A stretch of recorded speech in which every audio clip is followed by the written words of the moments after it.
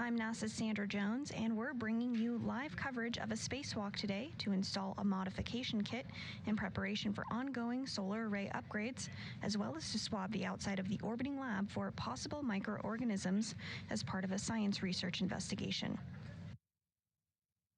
You're looking live into the International Space Station, where today's spacewalkers, NASA astronauts Jessica Meir and Chris Williams, are working through procedures ahead of today's spacewalk. Meir is wearing the suit with the red stripes this morning.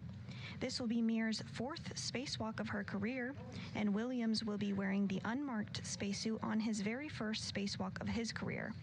Meir arrived at the International Space Station just last month on February 14th, following launch a day prior on a SpaceX Dragon as part of Crew 12. Williams arrived to the International Space Station in November of last year.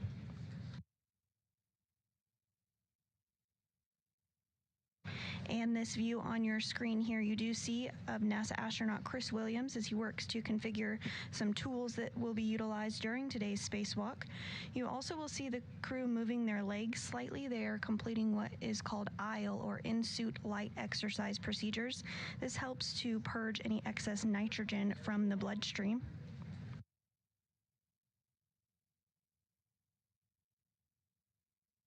During today's spacewalk, Meir and Williams will complete tasks to build and install a mounting bracket on the 2A power channel in preparation for the next delivery of ISS rollout solar arrays, or IROSAs, that will be delivered on a future flight. You may recall that over the past few years, we have continued to work on upgrading the power channels on Space Station, and we have already completed the 1A, 1B, 3A, 4B, 4A, and 2B areas of the space station, leaving just 2 power channels remaining to be upgraded.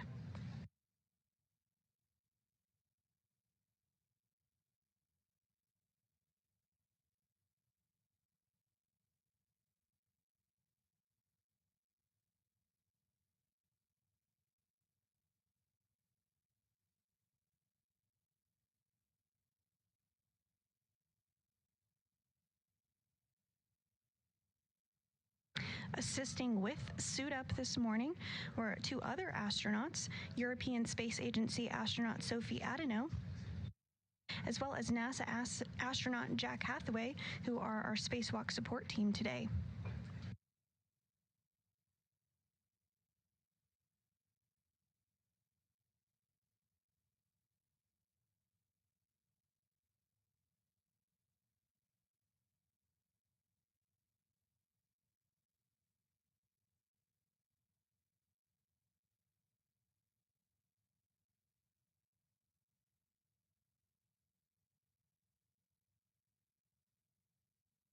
Once our spacewalkers complete these aisle exercises or in-suit light exercise procedures, they will move into the crew lock portion of the International Space Station and begin depressurization. Once the crew lock is depressurized down to vacuum or 0 pounds per square inch, they'll have the go to open up the hatch and venture out for today's spacewalk. 3, 2, 1, end exercise. And you did hear some communications there to the crew from the ground here, letting them know to end those exercises. They go through procedures of completing the exercises for a portion of time and then pausing. So currently they are in a pause state, but we will see their legs and arms begin to move slightly once they begin the exercises again here shortly.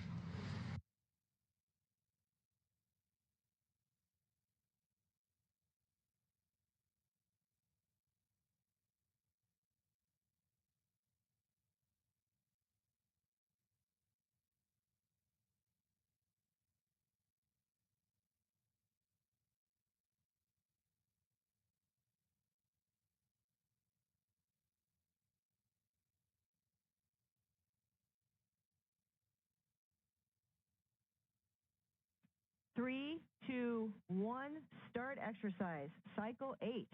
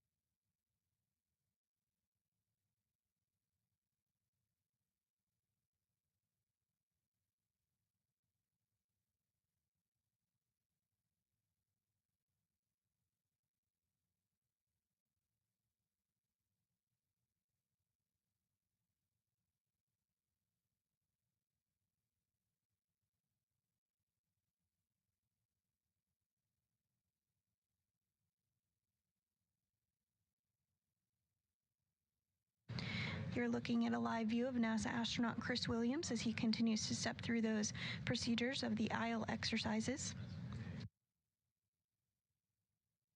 And on the left of your screen, you can see NASA astronaut Jessica Meir as she continues to step through those procedures as well.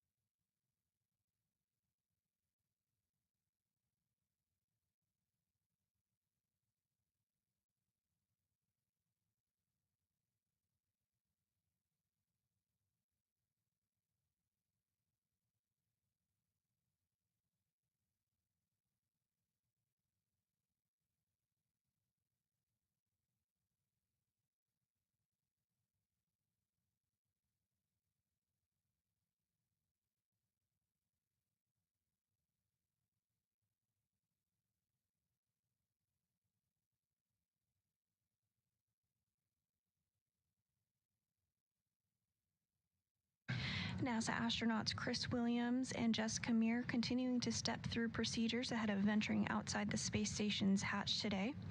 At the beginning of today's spacewalk, the duo will be working together to install the bracket that the new solar arrays will be installed upon, and that will be installed to the 2A truss this morning.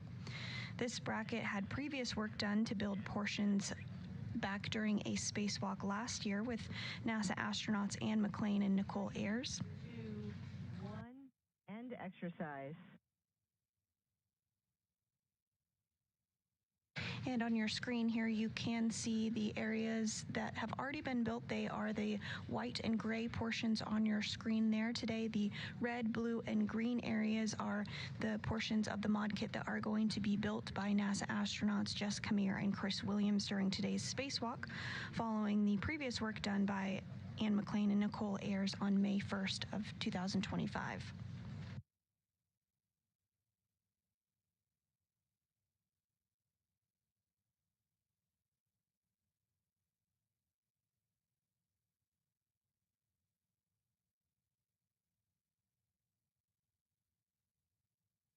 And you can see a portion of NASA astronaut Jack Hathaway there on your screen.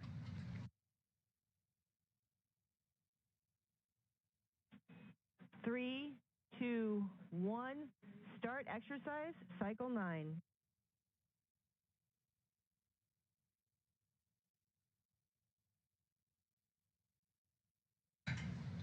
He is assisting NASA astronauts Jessica Meir and Chris Williams this morning, as well as taking some imagery of them currently.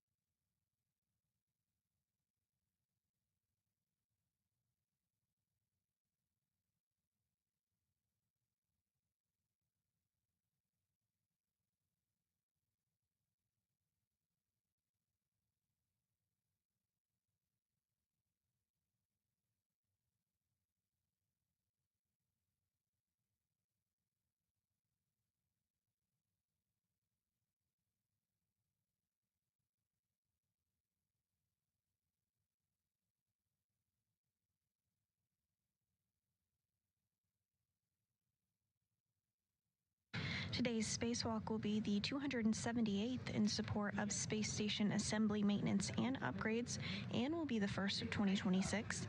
Again, this spacewalk will be the fourth for NASA astronaut Jessica Meir, who previously conducted 3 spacewalks totaling over 21 hours, and it will be the very first spacewalk for NASA astronaut Chris Williams.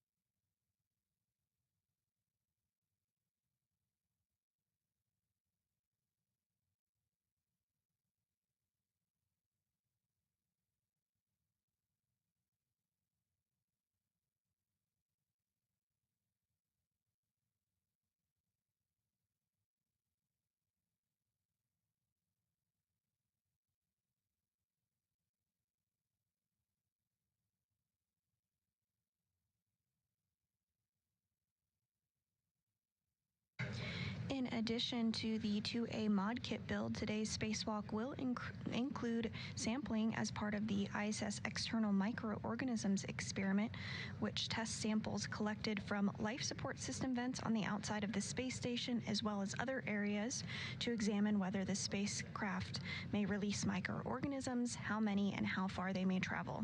And here on your screen, you do see a location of the 3 areas that will be swabbed today as part of this ongoing investigation.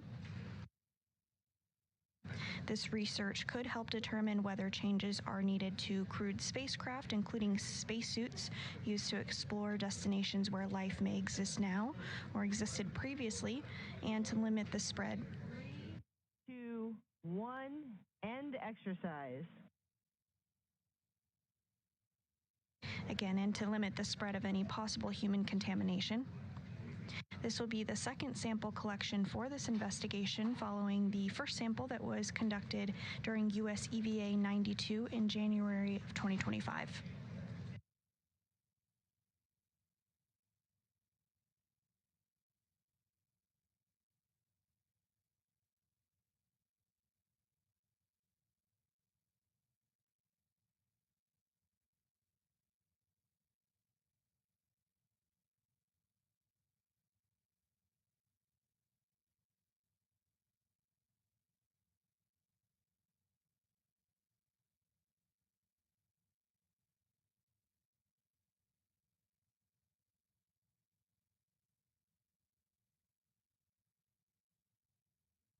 Three, two, one, start exercise. Cycle 10, last cycle.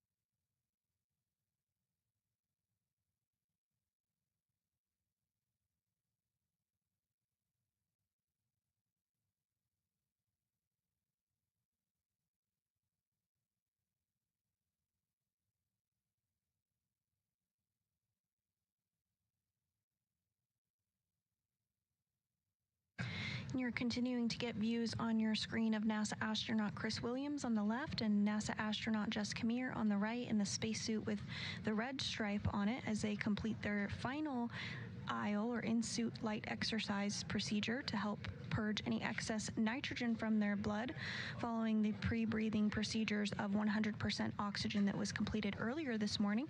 And now coming into view is NASA astronaut Jack Hathaway, who's been assisting the crew this morning, taking some photos, it appears.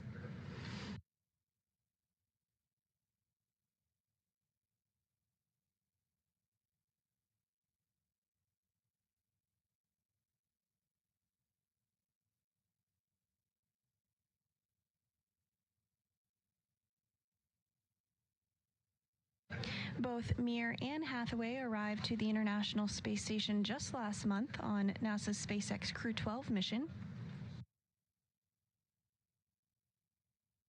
And now coming into view is European Space Agency astronaut Sophie Adano, who's also been assisting with suit-up procedures this morning.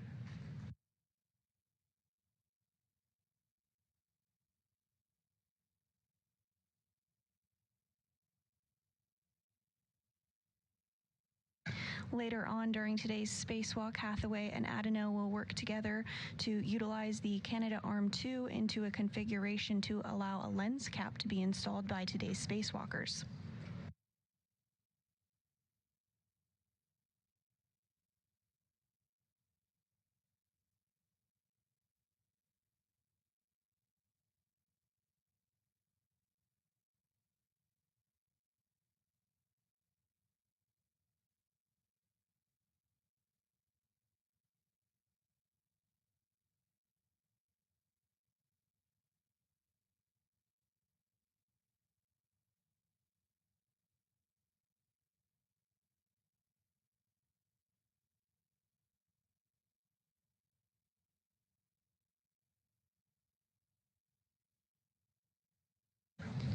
In addition to the 4 crew members you see on your screen here, there are 7 humans living and working aboard the International Space Station as we speak.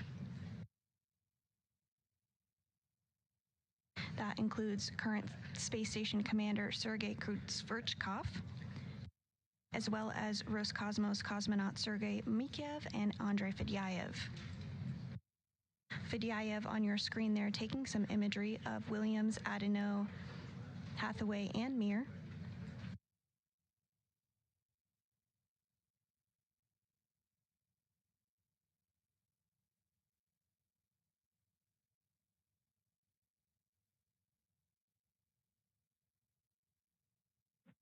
Three, two, one, end exercise. That's the final cycle. Congratulations on completing your pre-breathe exercise protocol in the suit.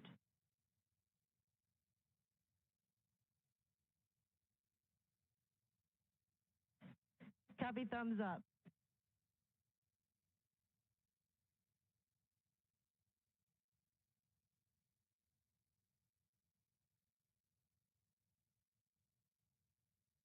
And with that, Airlock, we're back with you, and understand we're going to start in step 5 of 1.2. Concur.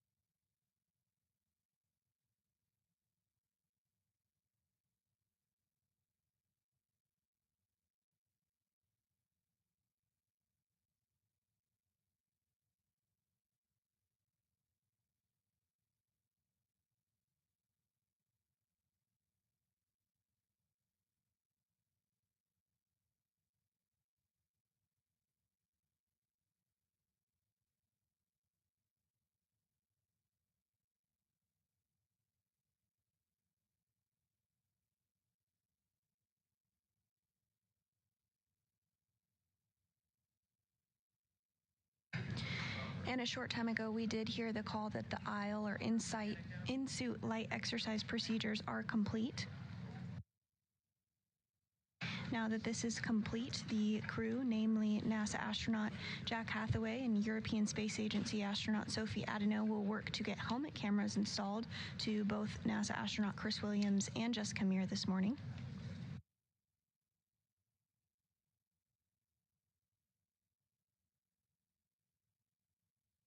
Houston Airlock, EV1 has set amp hours to 29.5, EV2 to 29.0.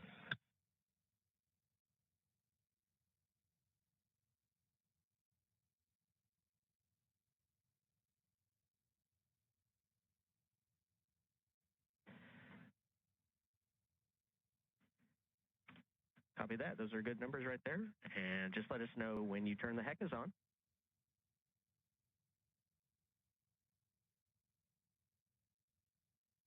And that communication referring to the HECA, that is the High Definition Extravehicular Mobility Unit Camera Assembly. Again, those cameras we were referring to that are being worked to be installed as we speak.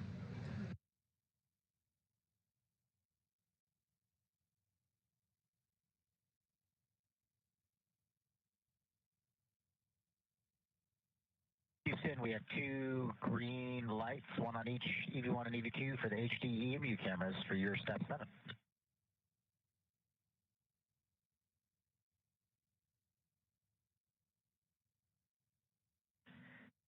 Copy that. Thanks, Jack. Hold right here. We'll do some work on the ground, get right back to you.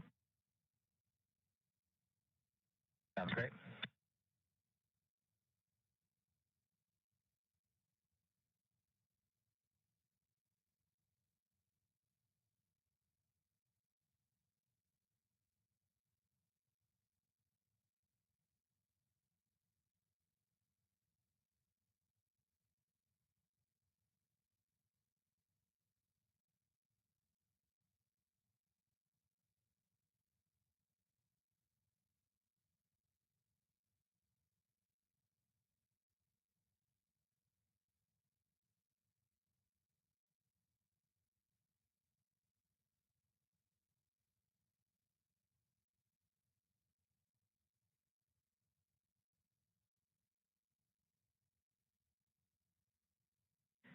And Jack, back with you on here. While we're working on the ground steps in step 8, you are go to complete steps 9 through 15. Copy. We will put 9 through 15 into work. Thank you.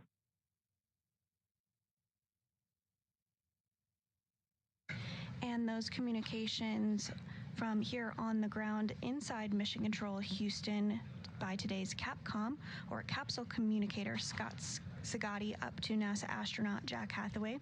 Scott will be prime for communicating with the crew inside the International Space Station once today's spacewalk begins, and while they are outside performing the spacewalk today, NASA astronaut Tracy Dyson will be the spacewalk communicator. And today's ground IV, Tracy Dyson, and the Capcom for today, Scott Sagatti.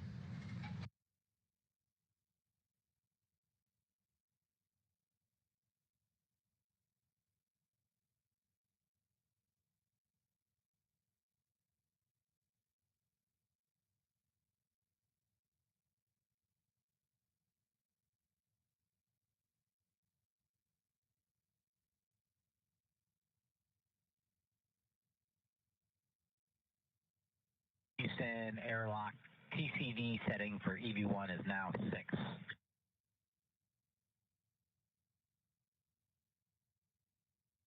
Copy. TCV 6. Thank you.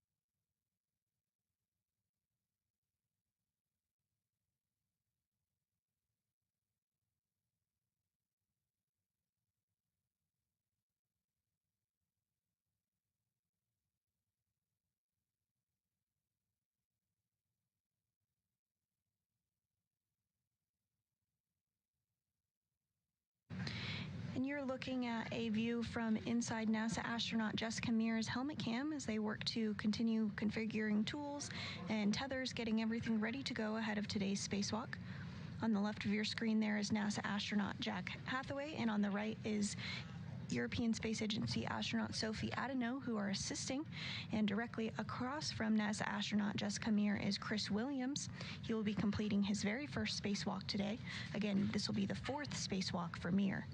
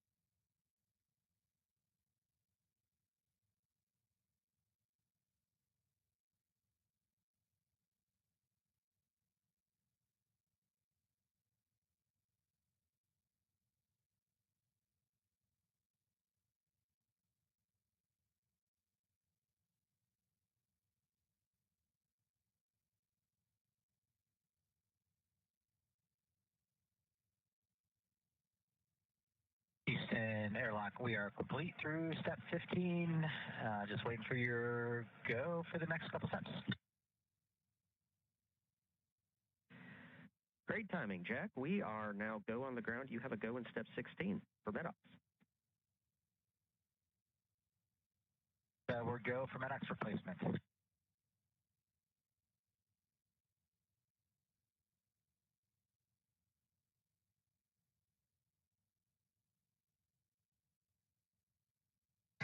And you're getting another bird's eye view perspective, this time from inside NASA astronaut. Double checking our steps here. We think we also need to do step 8, where we're going to turn the HECA power buttons to off before we move on to the MEDOX. Is that right?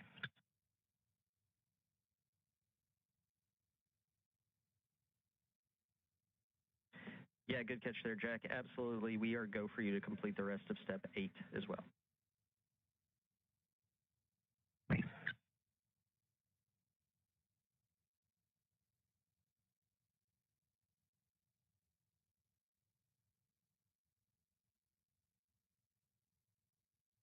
And we did hear some communications between the crew on the space station and the ground discussing MEDOX canisters.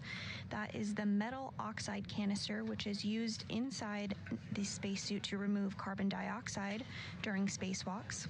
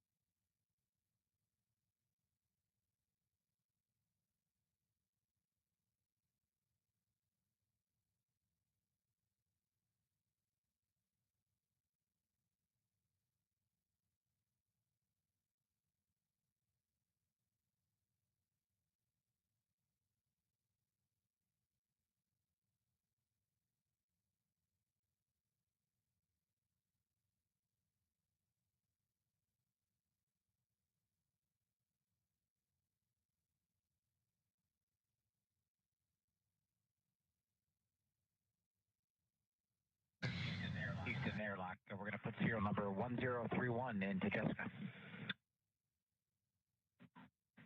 Copy that. 1031, that's a good number.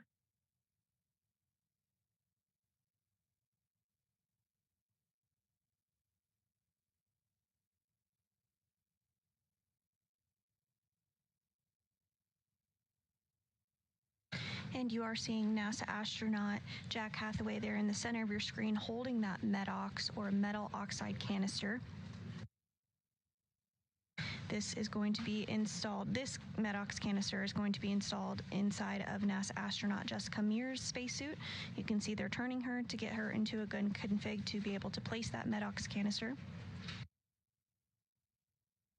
This canister does remove carbon dioxide during spacewalks and can actually be utilized multiple times.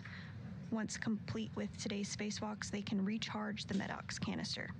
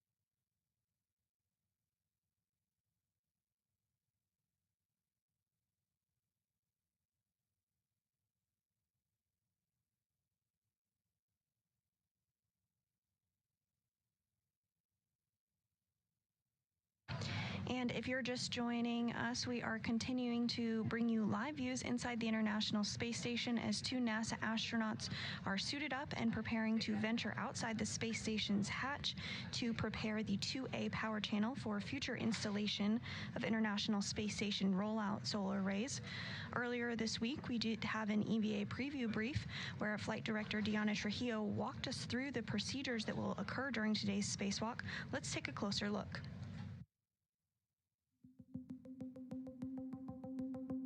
Once the hatch open, we're going to have Jessica coming out. First, she gets the strut bag, which is an 8-foot long bag, and then she gets the cable bag. Then Chris comes out. After they're both outside, Jessica will be the first one that will start translation to the P4 area where the mod kit is located. So you'll see it here in the animation. She starts moving through the truss all the way down to the mod kit.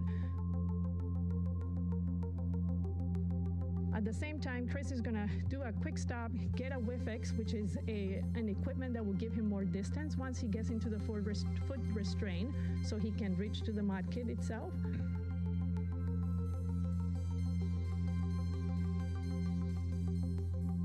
Once they get there, they're going to cinch down the bags and then they begin the installation.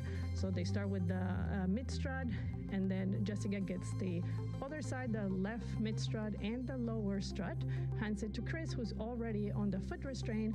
Then Jessica goes around and Chris will then be turned so that he can be facing on the other side of the canister, where he will start now working with Jessica to put the mid struts themselves.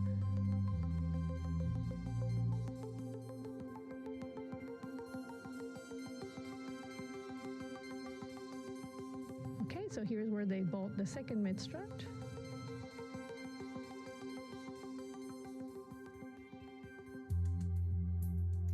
And after that, the whole assembly of the mod kit is now completed with the cables that will be required for later on.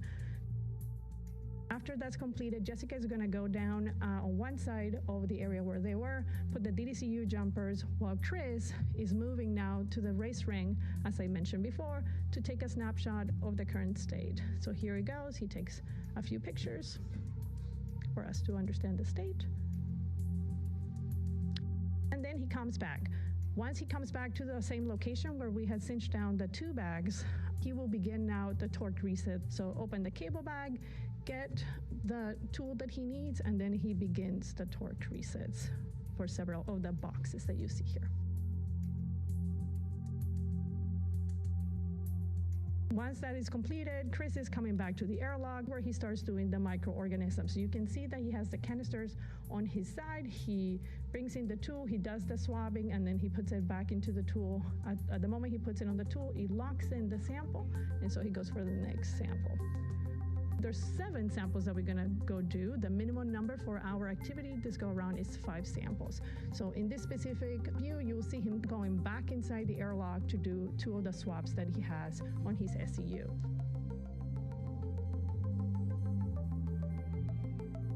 In the meantime, Jessica now has made it to a location on the truss where the robotic arm gets closer to her. She puts the cover on the camera itself for the robotic arm, and then the robotic arm moves out of the way, and she makes it back to the airlock.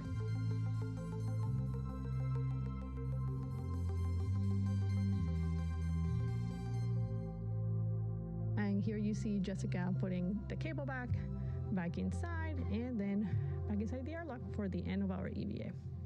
And that will conclude EVA 94.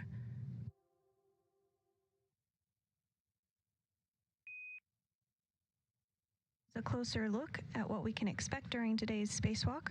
On your screen, you're now seeing European Space Agency astronaut Sophie Adeneau working to get the MEDOX canister installed inside Chris Williams' spacesuit.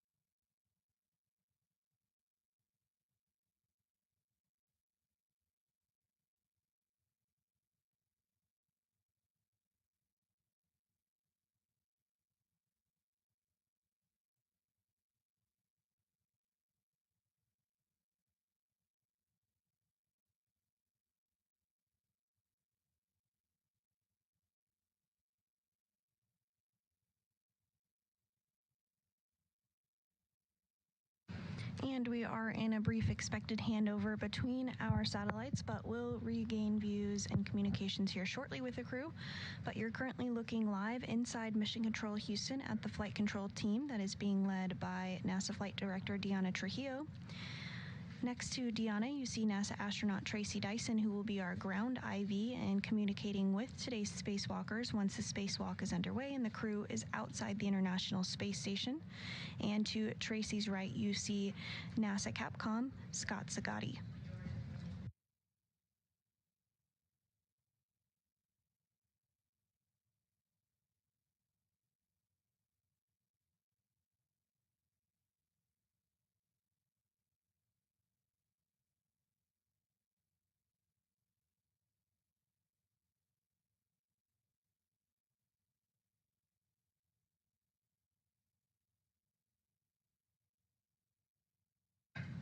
And the flight control team that you do see on your screen here is going to be working through procedures today as part of U.S. Spacewalk 94, where NASA astronauts Jessica Meir and Chris Williams will exit the space station's Quest airlock to prepare the 2A power channel for future installation of International Space Station rollout solar arrays.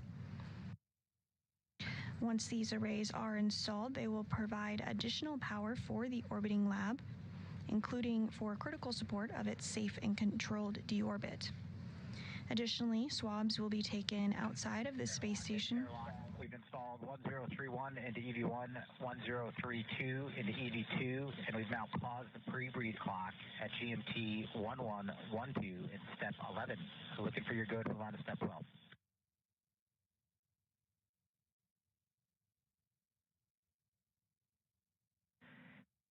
Copy that, Jack. All good numbers right there. You are go to pick up to step 12.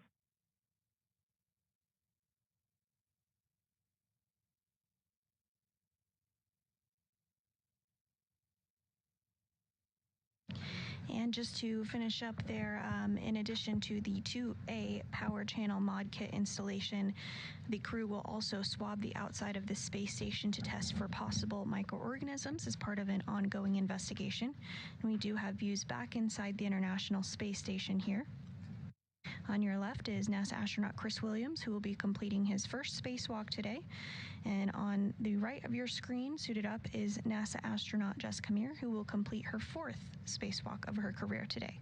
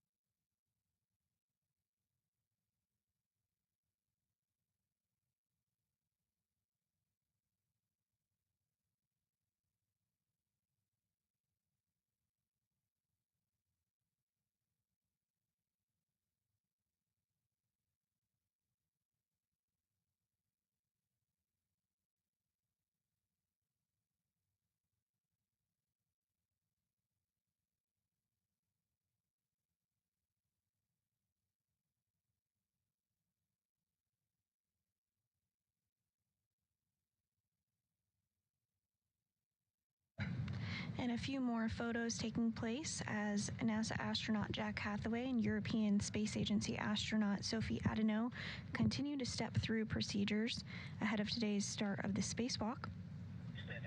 In airlock, step 18, we pulled out detox canisters 0 to 5.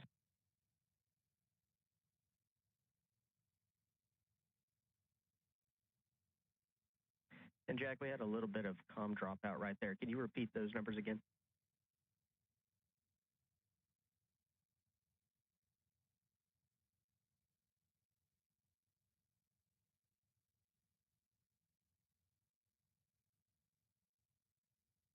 being made fun of for saying metox instead of medox.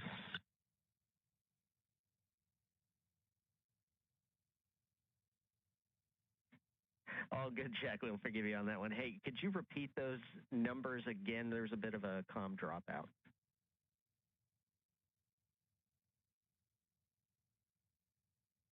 All right, those serial numbers were 0005, and the second serial number 0010.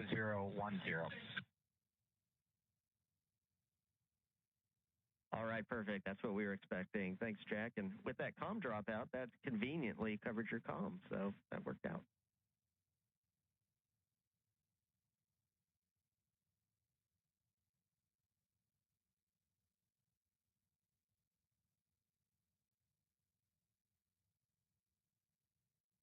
Sorry, Houston, we just stepped on you. Can you repeat your last?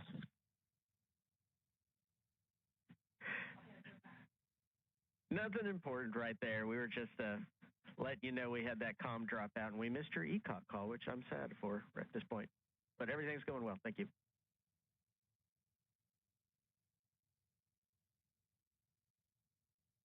Sure, what kind of ECOC call I was supposed to make. So what are you looking for there?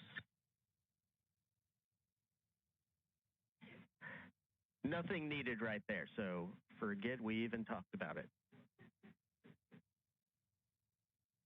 Copy.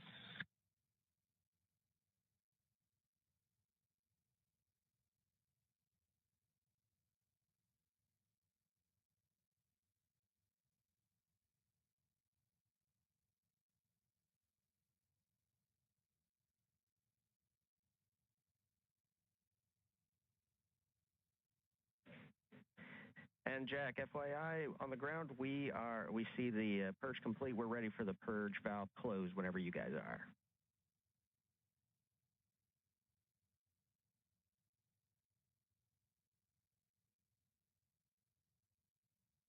Airlock purge valves are now down and locked. EMU pre-breathe, into pre-breathe clock restarted, GMT 1119. 1119, thank you.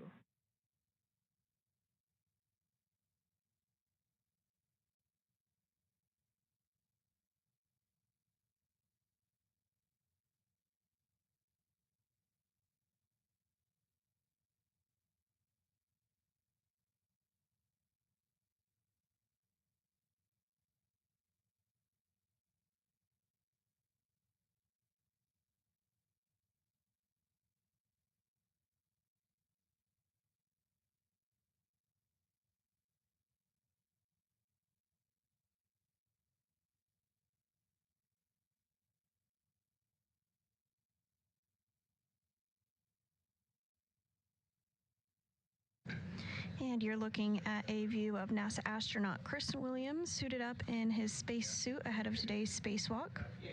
Our other spacewalker today is NASA astronaut Jessica Meir, who has previously completed 3 spacewalks.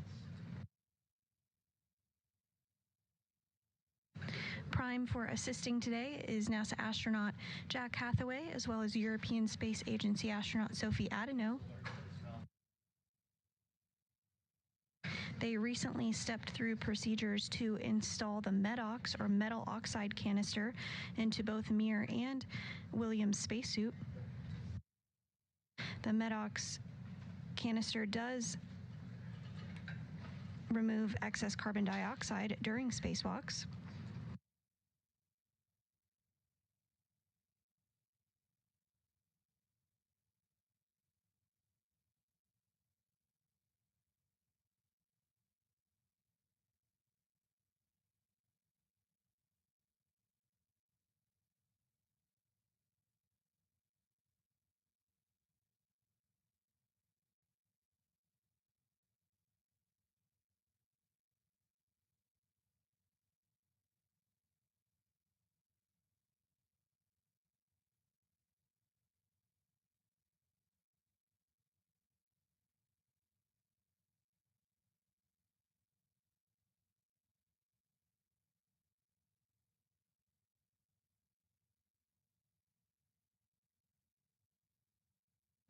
And also on your screen there on the left, you see Roscosmos cosmonaut Sergei Kutsverkov, who is the current Expedition 74 Commander.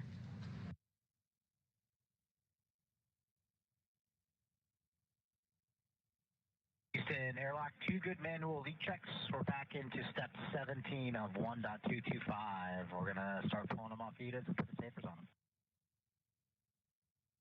Copy that, Jack. We see the same. Back to step 17. Thank you, sir. Okay, and then one other data piece to add. Chris has had quite a bit of trouble today moving his O2 actuator from off to press. He's been able to do it on his own, but we just want to give you a heads up that it's been sticky and it's been a little bit difficult for him to get it into that position. He's happy with it. We just want you guys to track it.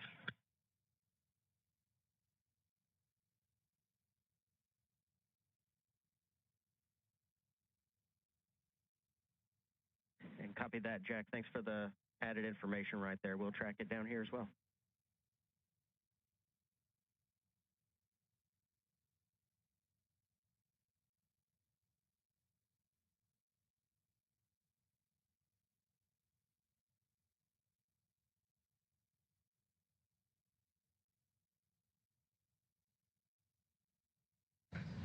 And with those communications, the next procedures that NASA astronaut Jack Hathaway and European Space Agency astronaut Sophie Adeneau will help step through with the crew ahead of this spacewalk is getting their safers installed. The safer is the simplified aid for EVA rescue and would be used in the unlikely event that an astronaut were to become untethered from the space station. The safer would allow the crew member to safely propel them back to the space station. Sometimes you may refer to it being called the space jetpack. So they're working together now to get those installed onto NASA astronaut Jessica Meir's spacesuit.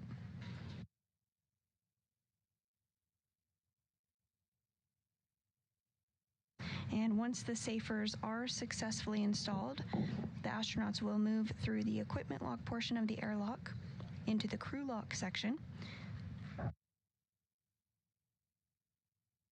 Now coming into view is one of those safers or simplified aid for EVA rescue.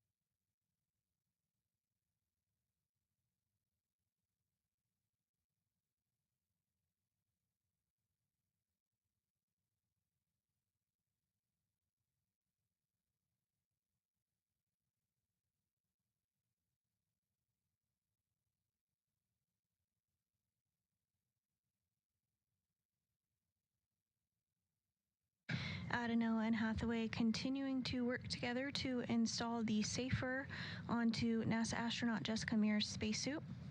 This will be her 4th spacewalk of her career.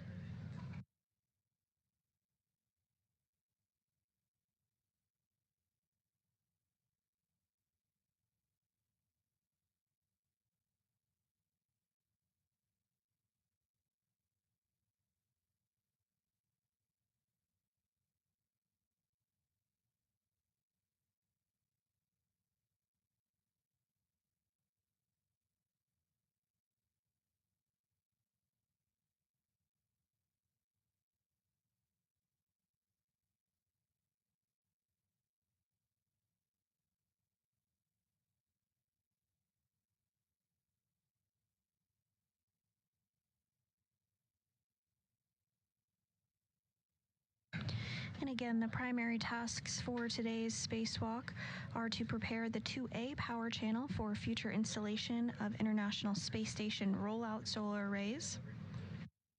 Once installed, these arrays will provide additional power for the orbiting laboratory. Additionally, swabs will be taken outside of the space station to test for possible microorganisms.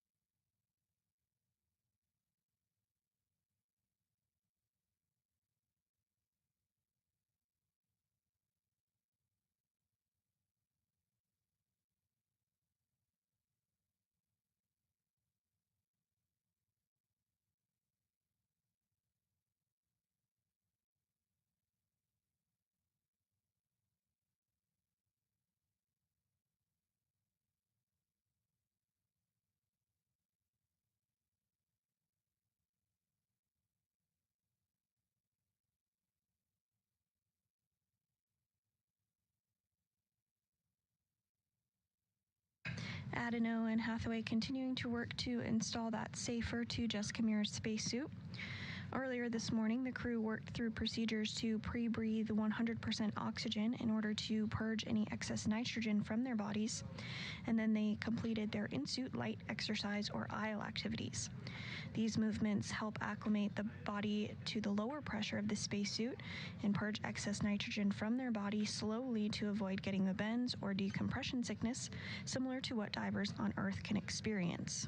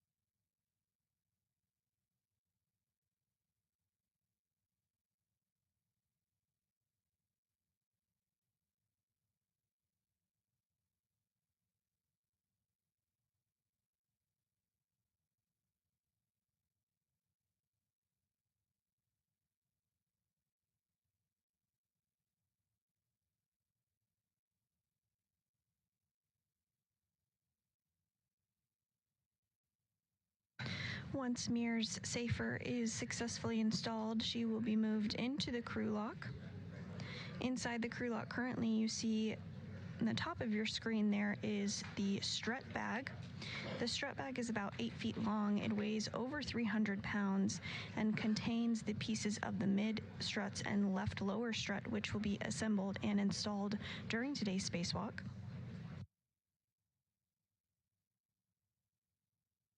A portion of the mod kit has already previously been installed and built during a spacewalk last May by NASA astronauts Anne McClain and Nicole Ayers.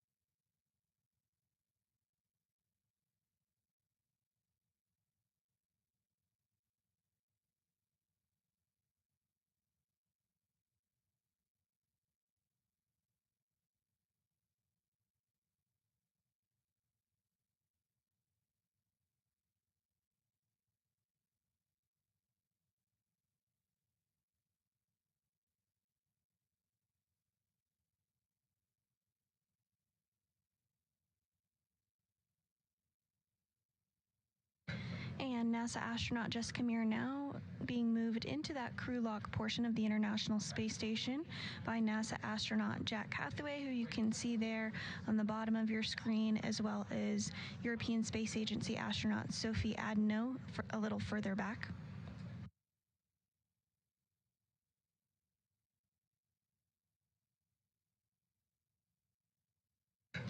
Once Meir is situated inside of the airlock, they'll work to install Chris Williams' safer.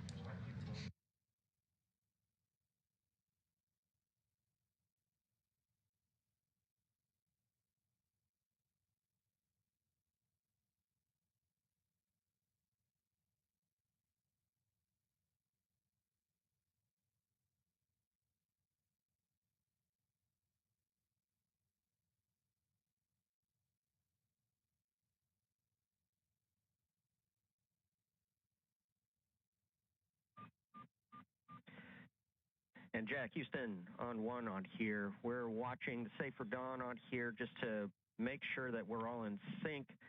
We'd like you to verify the upper mounting pins on EV1 Safer. Make sure that they're fully in the groove and they're locked.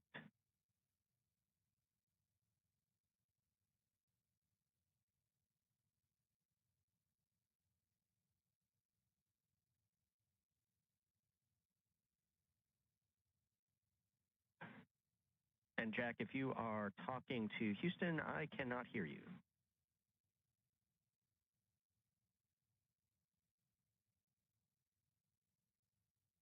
Happy Houston, sorry about that. Just so we're on the same page, on the safer, there's a pin at the top, alignment pin at the bottom, and the latch in the center. And you're asking us to check the alignment pin at the top on both sides to make sure it's seated in the rail. Hey, firm, that's exactly what we're looking for. FYI, 50 seconds to a handover. It'll work.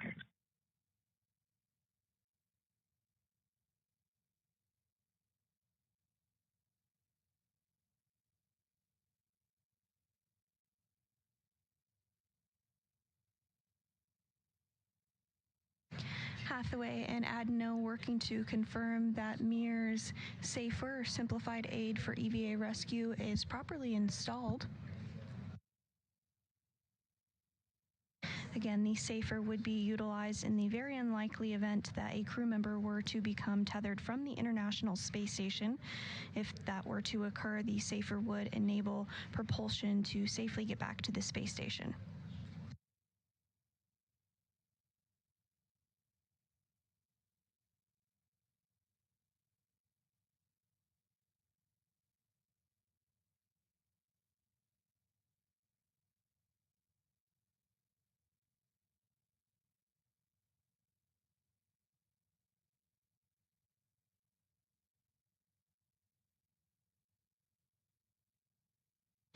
And we are in a brief handover between our satellite communication system. You're looking at a live view inside Mission Control Houston. The team is currently being led by Flight Director Deanna Trujillo, who you see on your screen, as well as Tracy Dyson, who will serve as our ground IV today, communicating with our spacewalkers once the spacewalk is underway. Today's Capcom, or capsule communicator, is Scott Sagatti, and he'll be primed for communicating with the crew inside the International Space Station.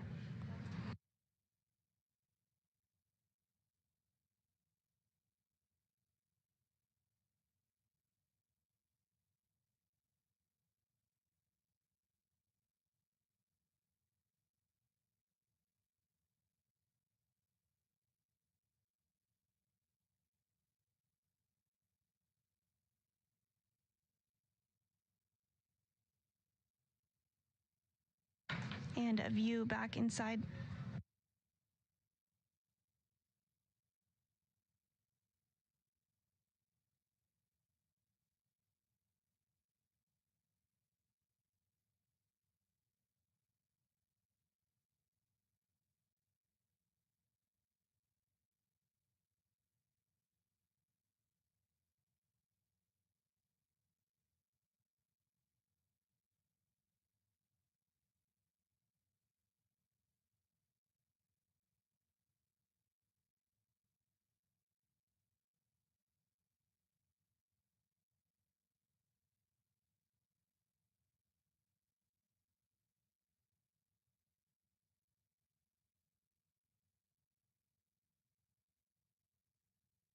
airlock. We're back with you.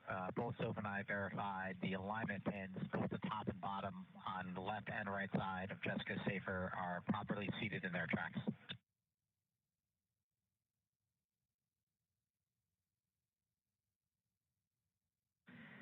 Copy that, Jack. Thanks for the check on that. Go to continue.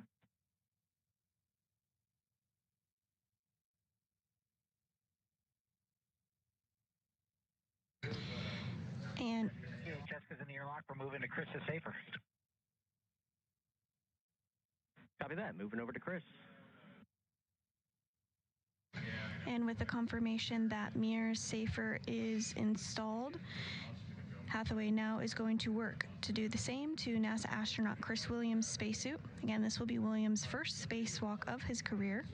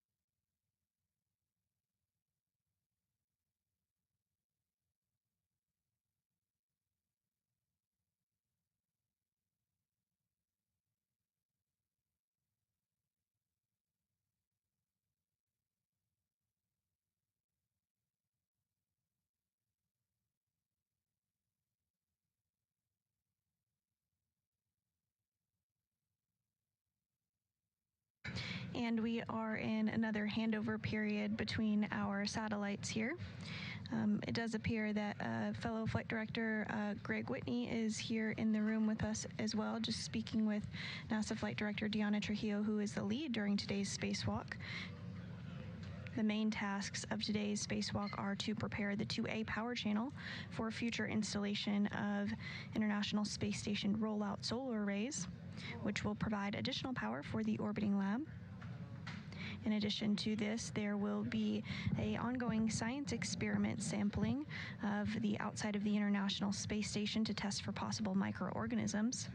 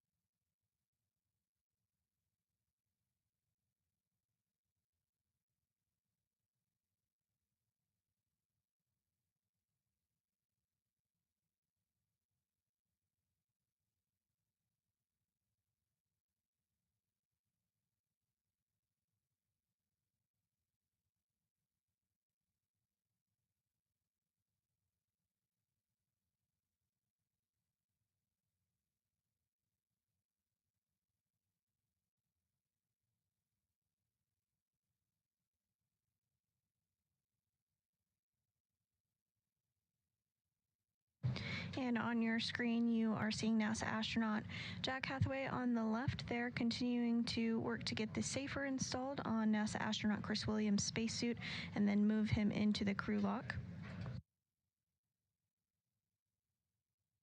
Once both Meir and Williams are inside the crew lock, depressurization procedures will begin.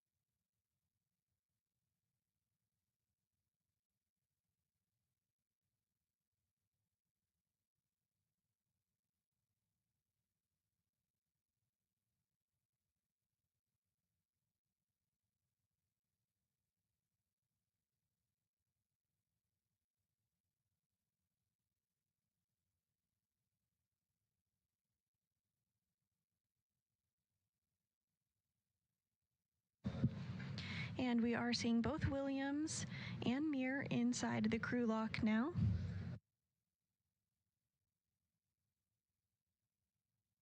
Meir is wearing the spacesuit with the red stripe, and Williams is wearing the unmarked spacesuit today.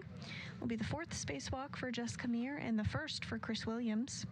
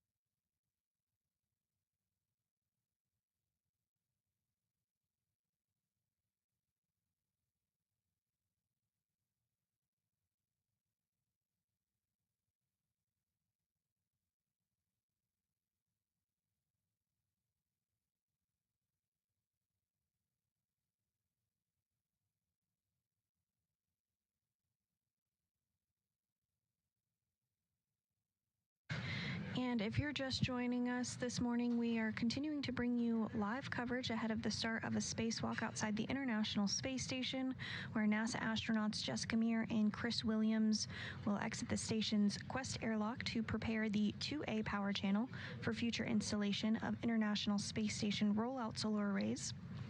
This will be the 278th spacewalk in support of space station assembly, maintenance, and upgrades, and the very first of 2026.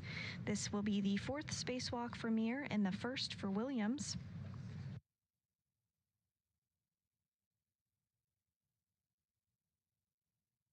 The prime task for today's spacewalkers is to complete the build and installation of a mod kit that is partially built outside the space station following a May 1st spacewalk by NASA astronauts Anne McClain and Nicole Ayers.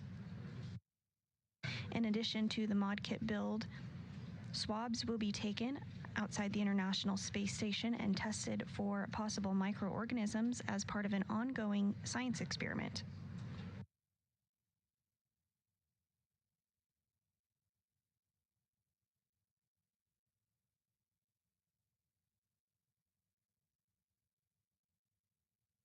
Station, we are reviewing this config, and we'll verbalize it to you, so follow along.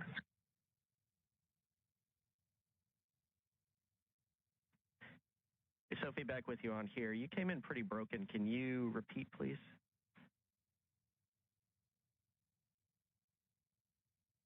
We are starting now the tethers config check of all of the tethers.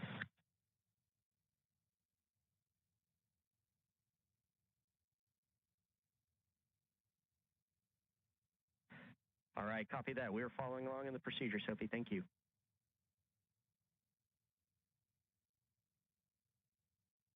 Copy. So to start with the airlock gearing extender, this is hooked to the big hook of the waste tether, which is to the right of Chris. This is gate closed, lock, black on black.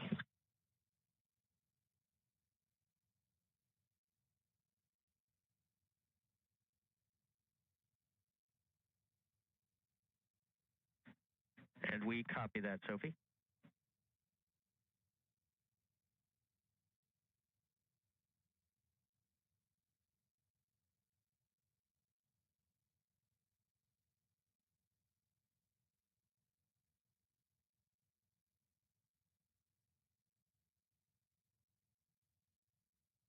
Airline.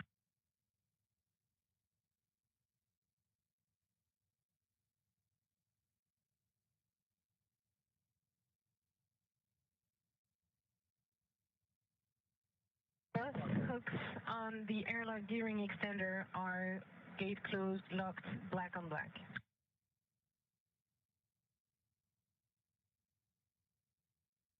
I say both hooks because there is an extra waist tether for the airlock. And copy that, Sophie. That's the expected config. Our recommendation at this point, we can get the rest of the tether calls later once we do the depress on here. Our recommendation to you is to continue on in step 66 of the pre-brief procedure.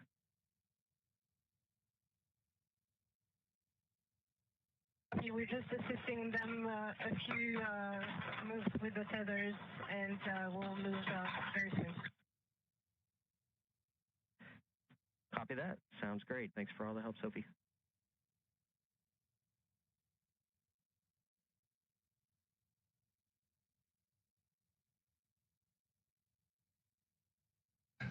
And those communications from the ground to European Space Agency astronaut Sophie Adeno continuing to step through procedures. You heard some communications about configuring tethers to make sure everything is good to go before the crew steps outside of the International Space Station for today's spacewalk.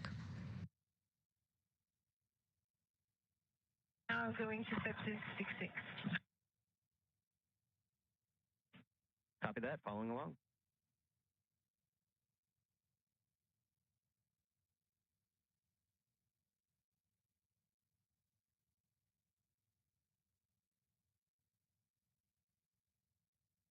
One of the next major milestones that we are looking ahead to this morning, once the hatch is closed, is depressurization of the crew lock portion of the International Space Station, bringing it down to vacuum.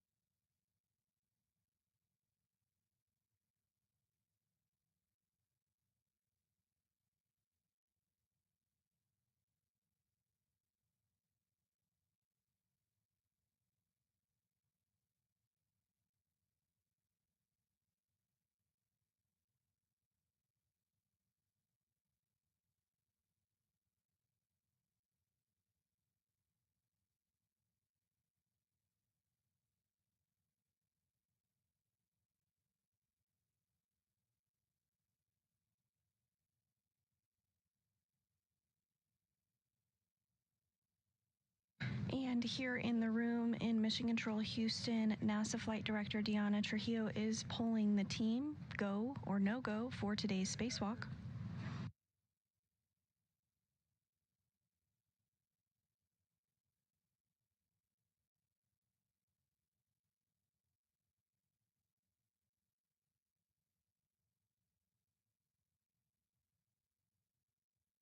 And this is a view inside Mission Control Houston. Again, NASA Flight Director Diana Trujillo is leading the team of flight controllers here in Houston.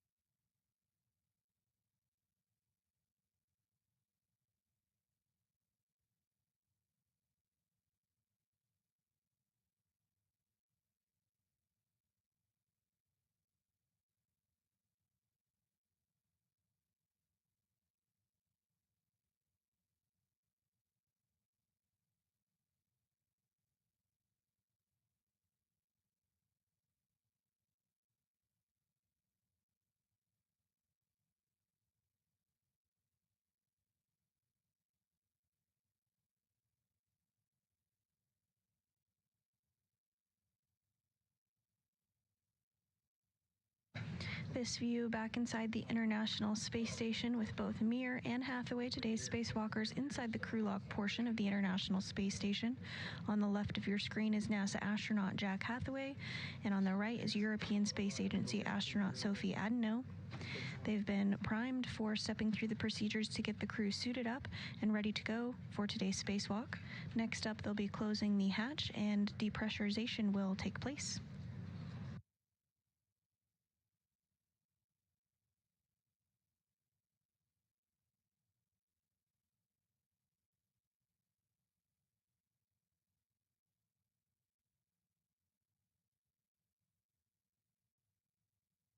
And on the left of your screen, you also see the Expedition 74 Space Station Commander, Roscosmos cosmonaut Sergei Kutsverchkov.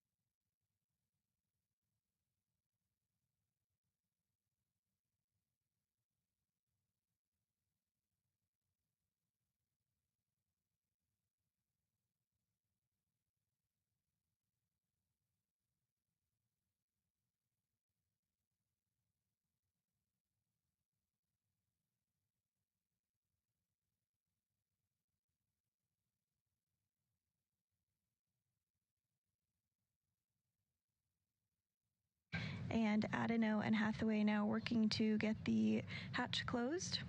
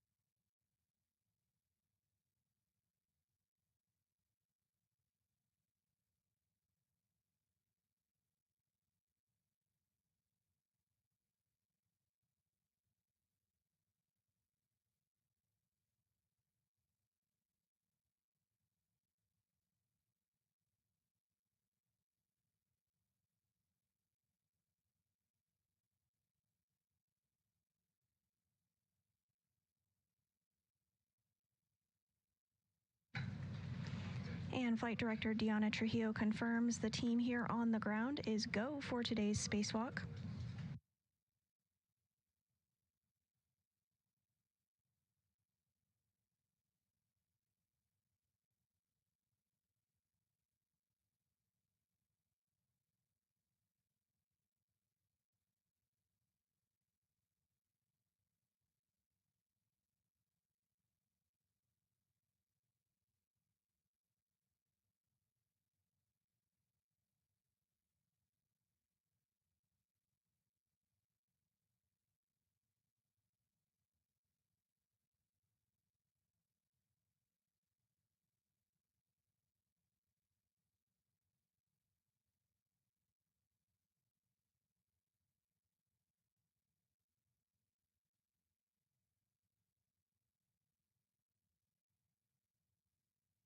All right, EVs and Houston, this is Ivy in the airlock.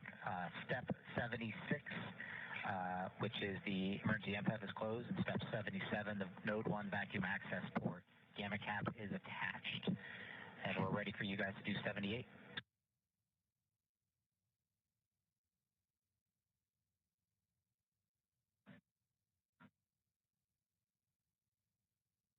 All right, Jack, thank you very much. Good job with all of that. We'll go ahead and take care of the next 3 steps and the procedure. Stand by. We'll let you know when we're ready for you to proceed. Copy. We'll stand by for you and for Jessica and Chris. The pre-read timer we have right here is 2 hours, 2 minutes. So that looks good. And time of day is 12:07, just for your essay.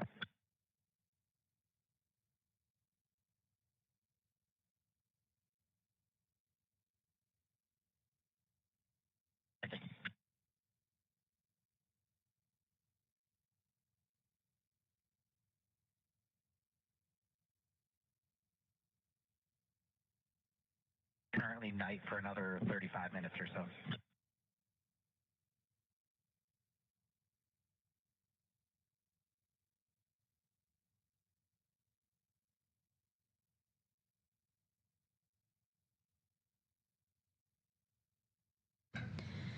And on your screen, you are seeing NASA astronaut Jack Hathaway on the left, as well as European Space Agency astronaut Sophie Adeneau.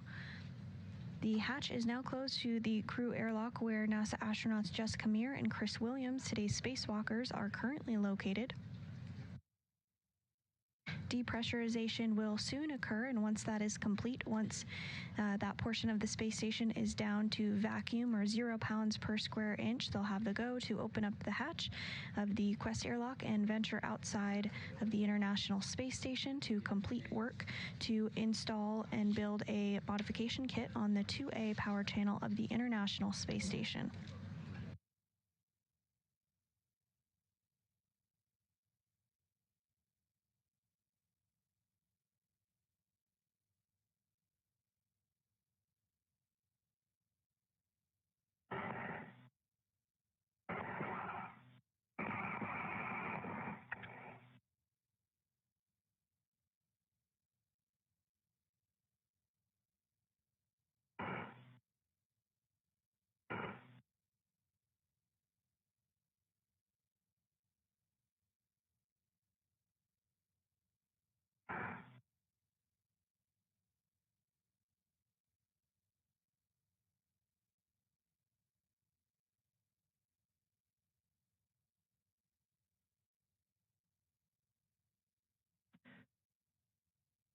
All right.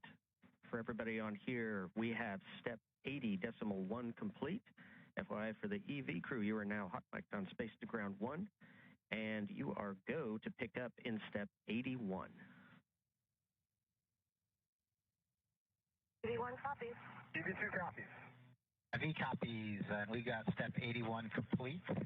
So step 82, Chris, I'd like you on the UIA to check the depress pump power switch off.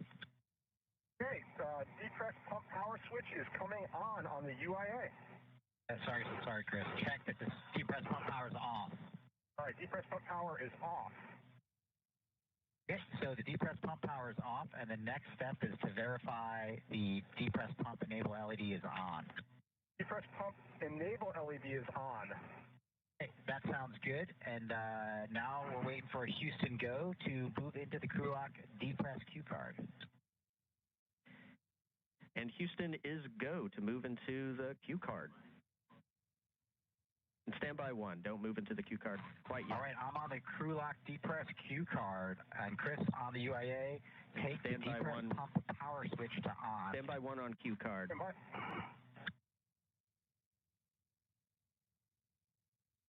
IV copy, standing by.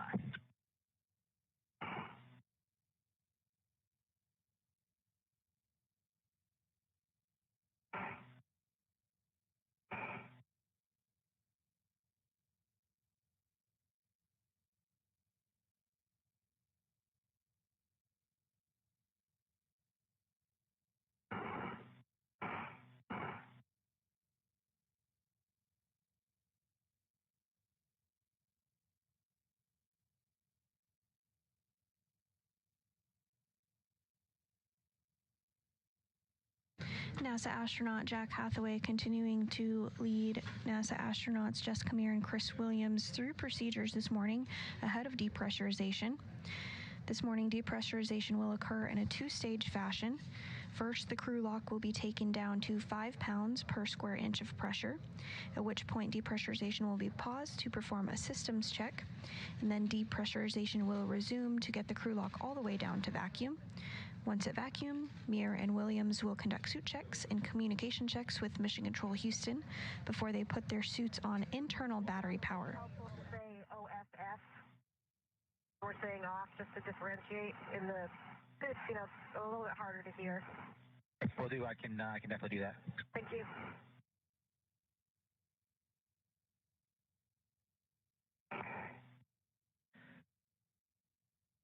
Airlock Houston, thanks for your patience right there. We just wanted to double check the depress pump status on here. We are now go to proceed to the cue card per step 84. Lock copies. We're in step 84, and we're going to do the crew lock depress cue card. All right, Chris, on the UIA, switch the depress pump power switch to on. Depress pump power switch is coming to on ON. Depress pump power switch has been switched to on. Okay, I'm looking at my timer for the 10 seconds.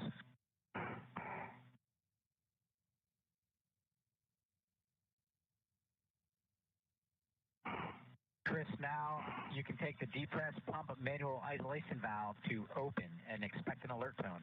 Copy. Depress pump man ISO valve coming to open. It is open. Expect alert tone. EV1 and EV2, monitor your CP gauge to make sure it stays below 5.5. V1 copies. EV2.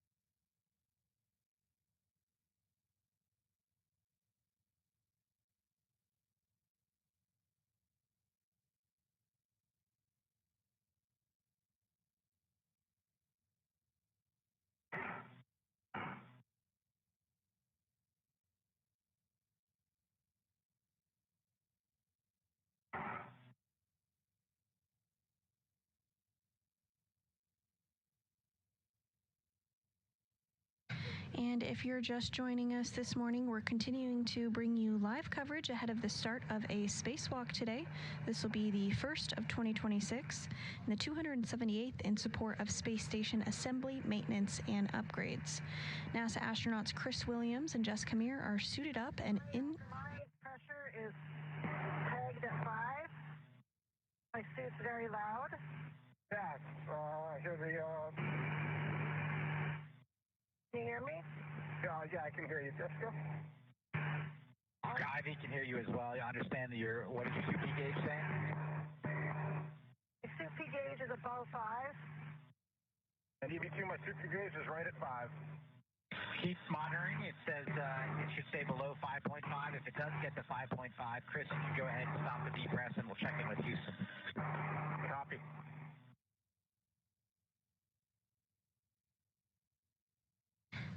Again, NASA astronauts Chris Williams and Jessica Meir are inside the crew lock portion of the International Space Station that is currently undergoing depressurization, now at about 10.4 pounds per square inch.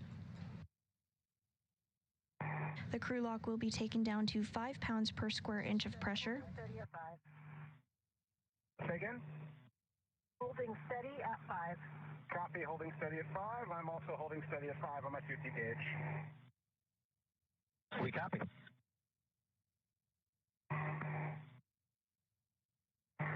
And now that the crew lock is at 5 pounds per square inch of pressure. There will be a pause for depressurization checks and system checks.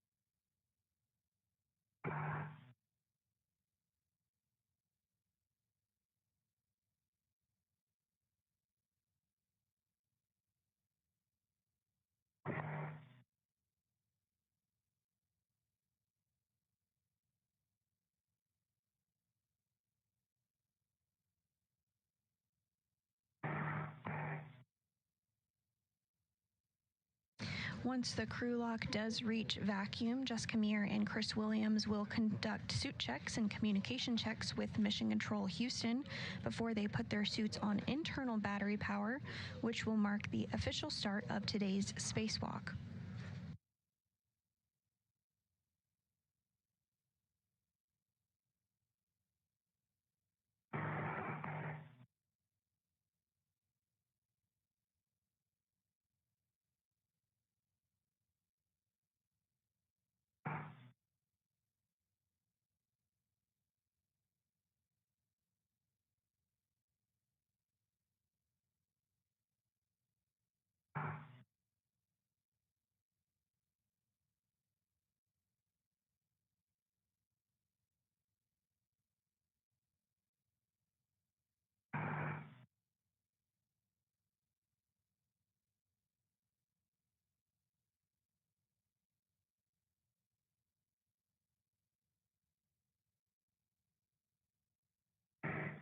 All right, as we approach 6 PSI, you guys can expect an alert tone.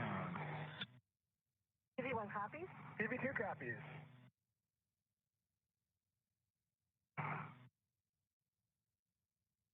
Pressure inside the crew lock approaching 7 pounds per square inch. Again, we will hold once 5 pounds per square inch of pressure is reached for systems checks.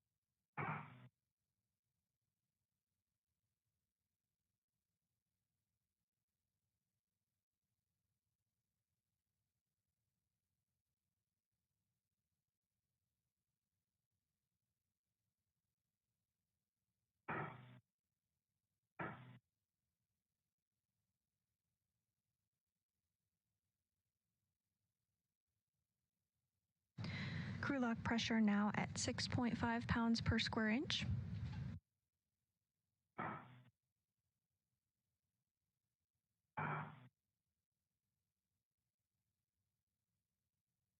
As you can see on your screen, NASA astronaut Jack Hathaway and European Space Agency astronaut Sophie Adeno continue to follow along, assisting Meir and Williams getting suited up and ready to go for today's spacewalk.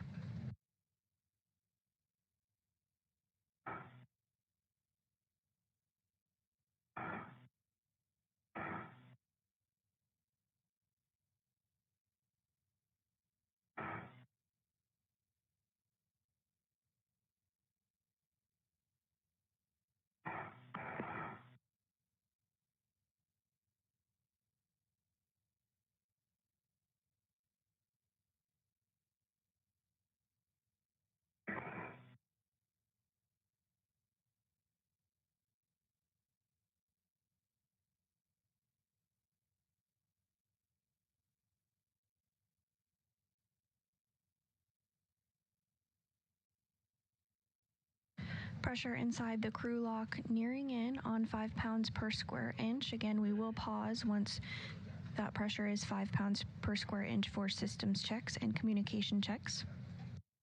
All right, Chris, we still have a little bit to go. We're just decreasing through 300 millimeters now. When we get to 260, I'm going to have you take the pump isolation valve to close. So just a minute or two away from that. EV2 copies and is standing by, still showing just under 5 on my CP gauge.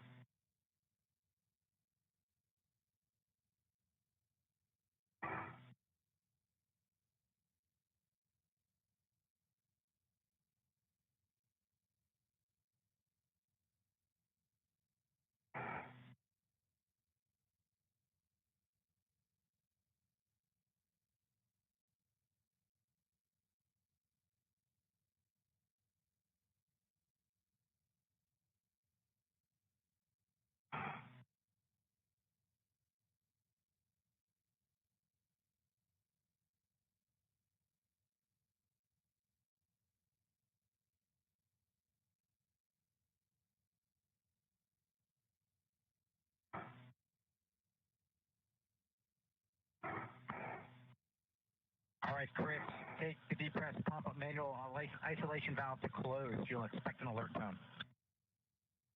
EV2 depress pump man ISO valve is now closed.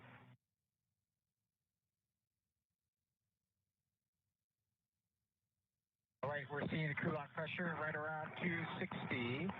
So we're going to go into a leak check. So for both EV1 and EV2, take your display switch to status until you see leak check ? And then a long yes.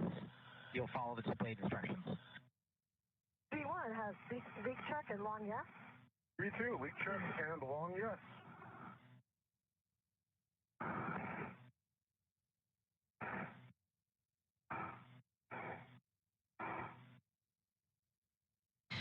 And with the crew lock now at 5 pounds per square inch, those leak checks are underway.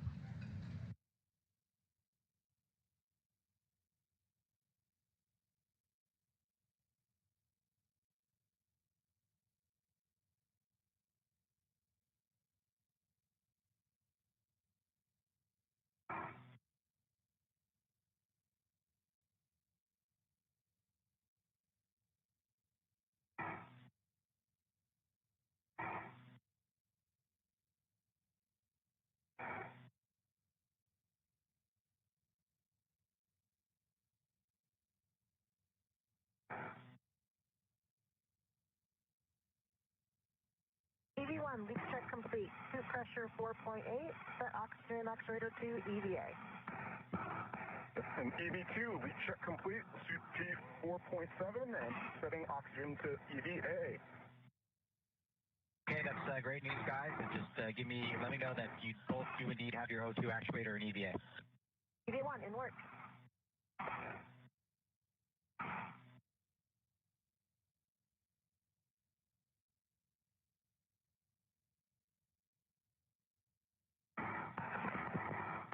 And we did hear confirmation of 2 good suit leak checks.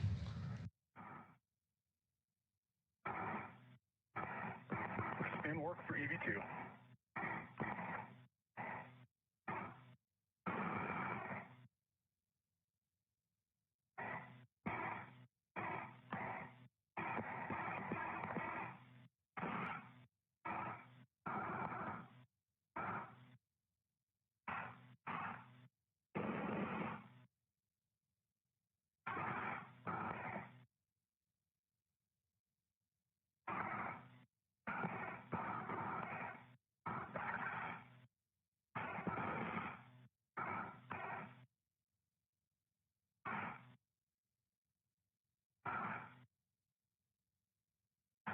And EV2 is in EVA.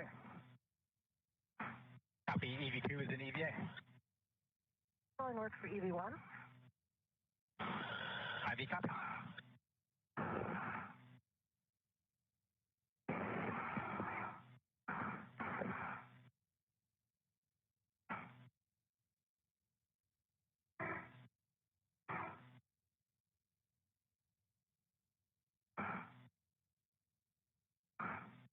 And as system checks continue, you are hearing some communications between... Option actuator false.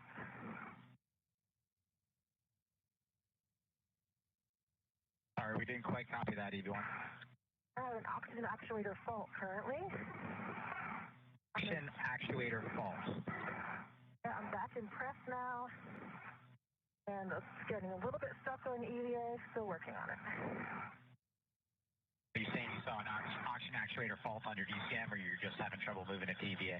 No, I did have an oxygen actuator fault, but I think that was just because it was stuck in between positions for a certain length of time. I am now in EVA.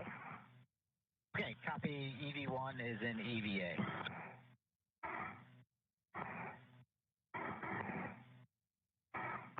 From IV, we just want to double check with you before we move on that you guys are happy with that configuration.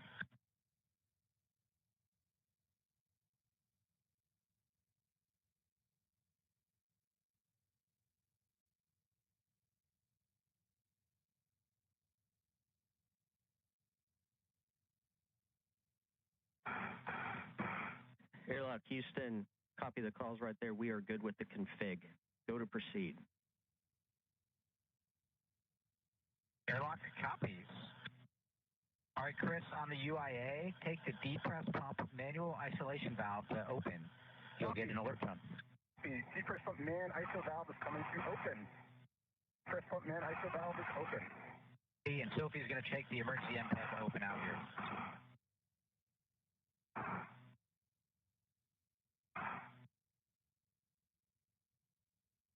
And with confirmation of good leak checks and systems checks... Monitor your 2P gauge. Make sure it stays less than 5.5. EV1 copies. EV2 copies. We'll go.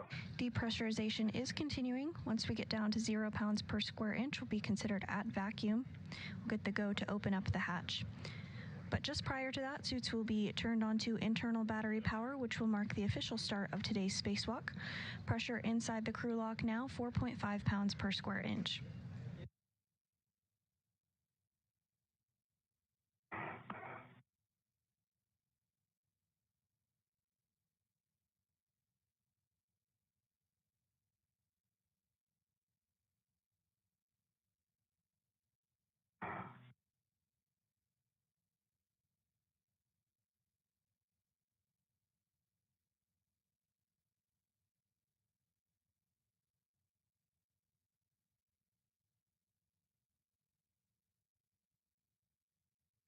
Now under 4 pounds of pressure per square inch inside the crew lock.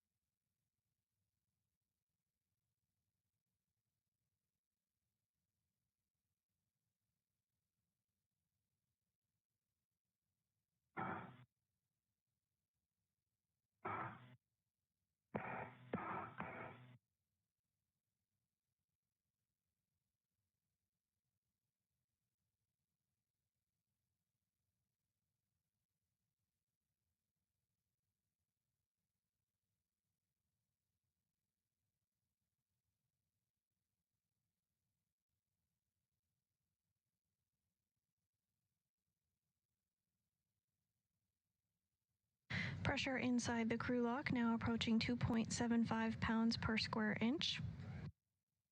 NASA astronauts Jessica Meir and Chris Williams are isolated in the crew lock section of the Quest airlock in preparation for the start of the 278th spacewalk in support of space station maintenance, assembly, and upgrades.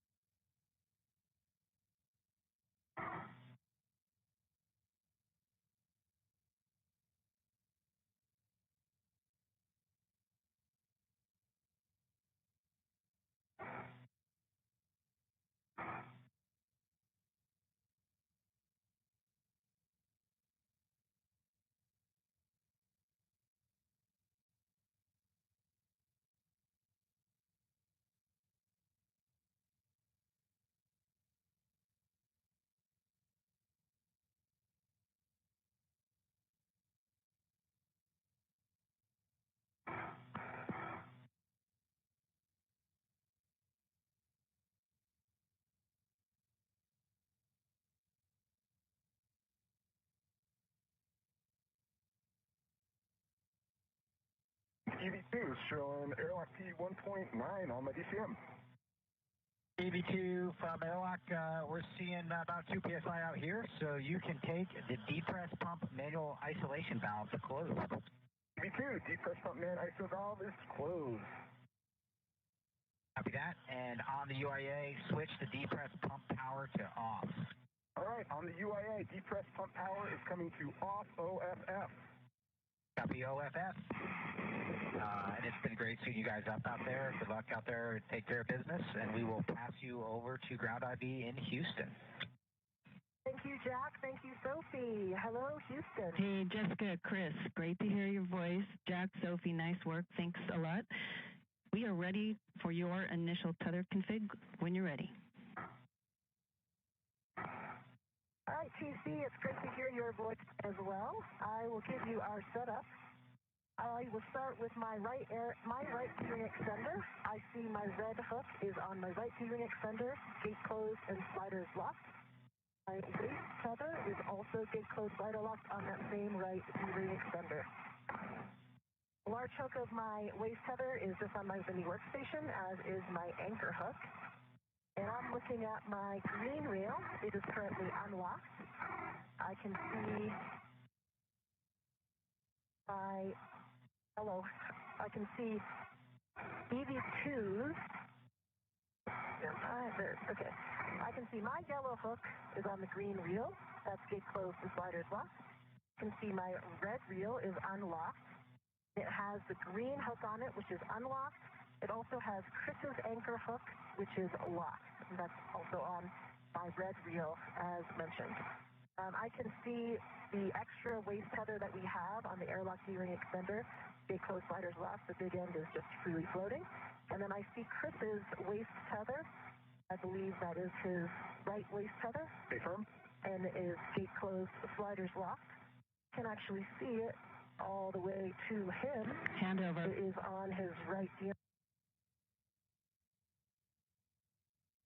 And we are in a handover between our satellites currently, but we'll regain communication and video of the crew here shortly.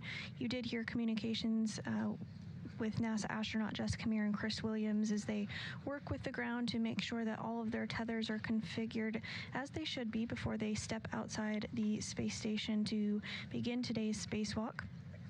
My green reel is unlocked.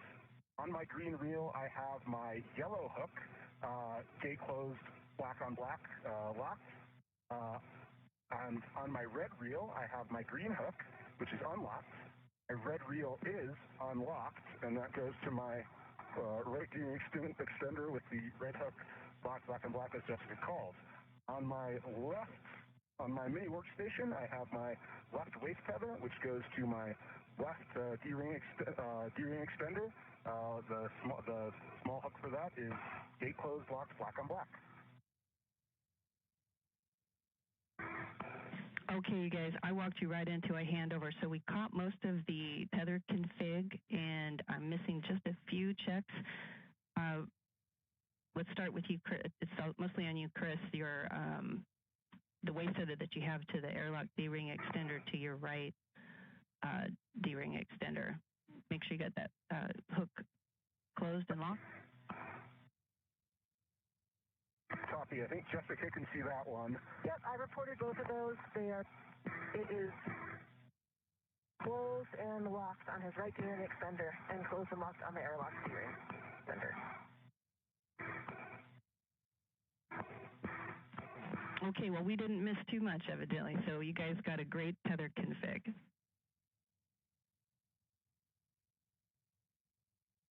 EV1 copies. EV2 copies.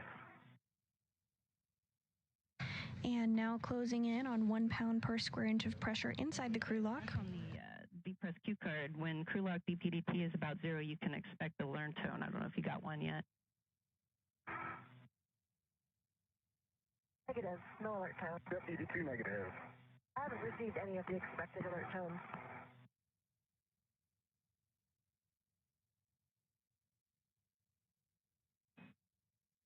Okay, guys, we're going to hold here while we're waiting for the pressure to keep coming down. And as we pause, I'll come back to you for hatch ops. EV1. EV2.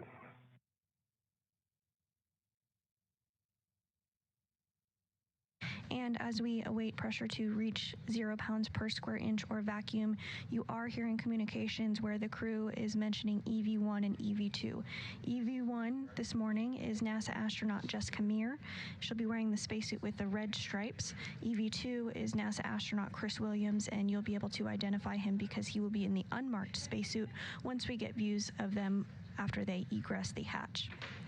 For Meir, this is the 4th spacewalk of her career, and for Williams, this will be the very first of his career.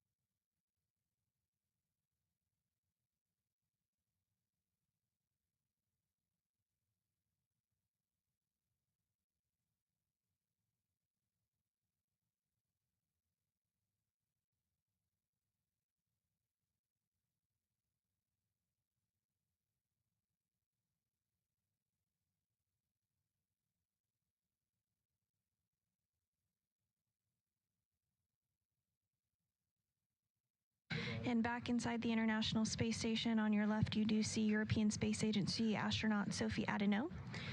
And on the right, NASA astronaut Jack Hathaway. They have been primed to get the crew suited up and step through procedures this morning ahead of the start of today's spacewalk. Once pressure inside of the crew lock reaches 0 pounds per square inch, some system checks will occur, and then the spacesuits will be switched onto battery power, which will mark the official start of today's spacewalk. Pressure inside the crew lock now less than 1 pound per square inch, 0.93 pounds per square inch currently.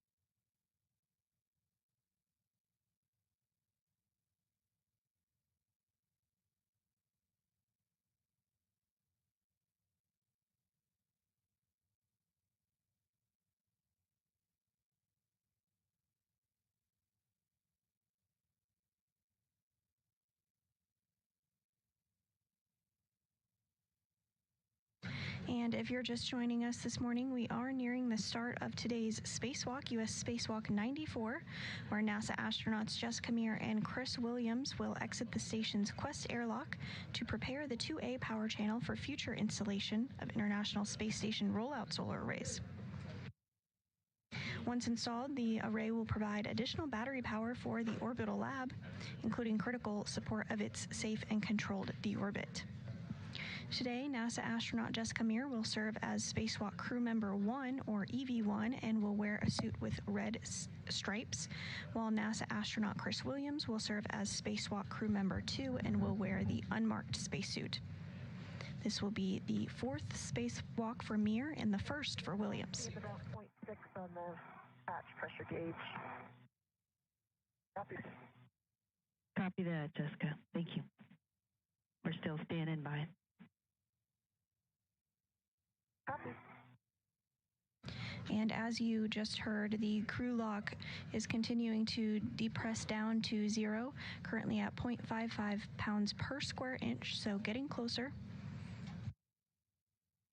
Once at vacuum, the crew will get the go to switch their spacesuits to battery power, which will mark the start of today's spacewalk.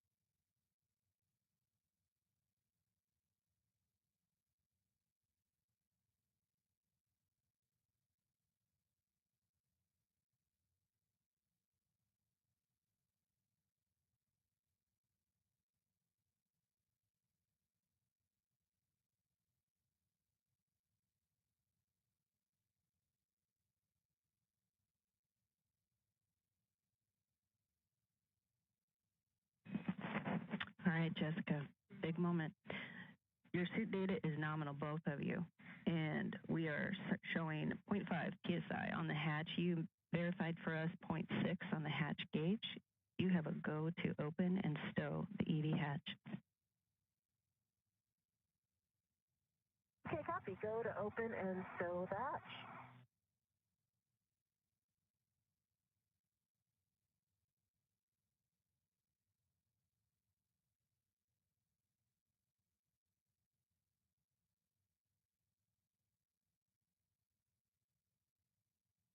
And you did just hear that communication that the crew has the go to stow the hatch.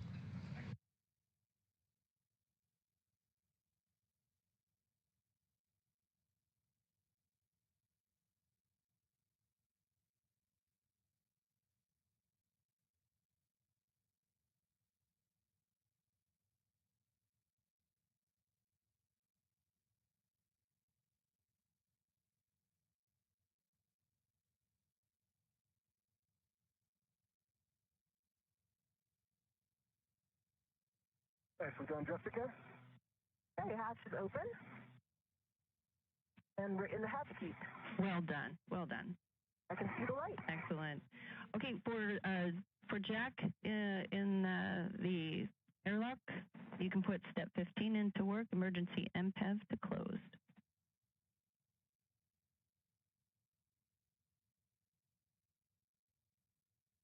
Inward.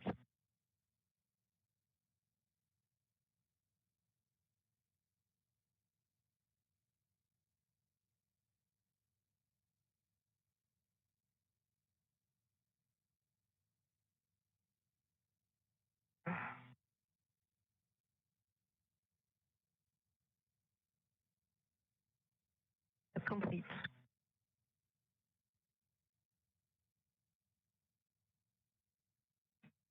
Thank you, Sophie. All right, guys, that puts us in the post-depress portion of the cue card.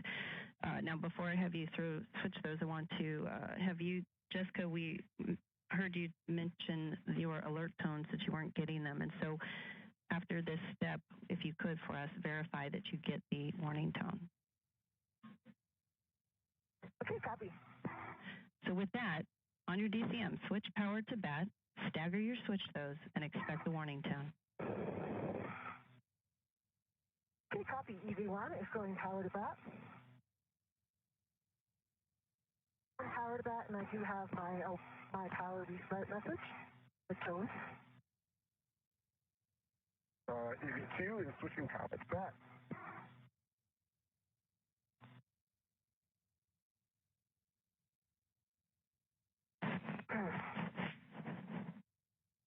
Okay, I copy you both are in that, and you got the tone, Jessica?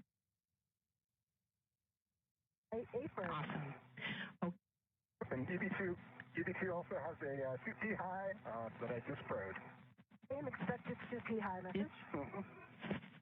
Those are expected. You can pro, and in fact, that's the next step to switch your display to pro to verify a functional display. EV1 functional. EV2 functional. Excellent. Okay, Chris, for you on the UIA, you can switch power EV1 to 2 switches to off. Copy, in work, power EV1 and EV2 coming to off. EV1 off, EV2 off. And check power EV1 to LEDs, 4 of them are off.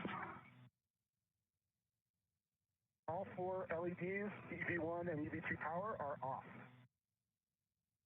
All right, switching to your DCMs, you can now disconnect your SCU from your DCMs, install the DCM cover, and stow your SCU in the pouch.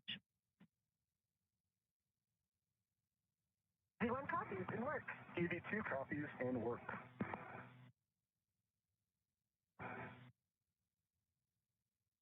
EV1 demated. EV2 demated.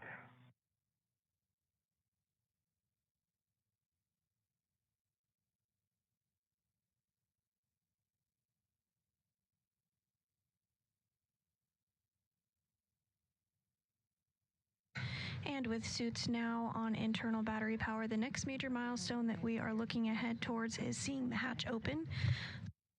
You do see on your screen there that circular structure. That is the space station hatch that we will see open here shortly. And I have my DCM cover in place. EV2 has SCU in the pouch and DCM cover in place. All right, well done, guys. For you, Chris, you can check that the depressed pump man ISO valve is closed. Pump man ISO valve is closed. All right, on your DCMs, take your temp control valve to max hot. In work. In work.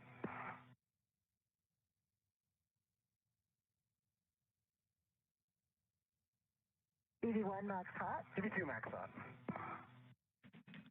Switch water on. EV1 water on. EV2 water on. All right, check DCM blank, light off. EV1 DCM blank, light off. EV2 DCM blank, light off. Okay, you can set your temp control valve as desired and report your setting to me. EV1 copies. EV2 copies in work.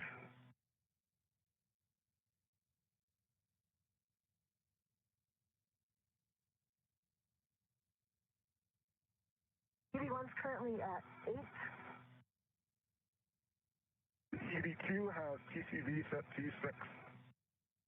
Copy. EV1 is at 8, EV2 is at 6, and if you will, report all subsequent TCV changes to me as we go along, and then report your suit key gauge.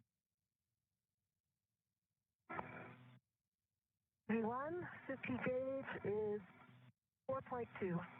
The EV2 suit key gauge 4.4. Copy 4.2 and 4.4, EV1, EV2.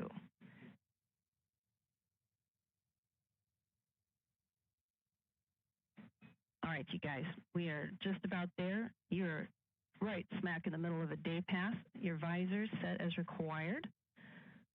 Step 14 is not required. We will need from our suit IVs, step 15. Never mind, suit IVs. We're going to do that from the ground. And TC, I've actually brought my TCB down to a setting of 6 right now. I'm going to leave it there. Copy that. 6 for EV1.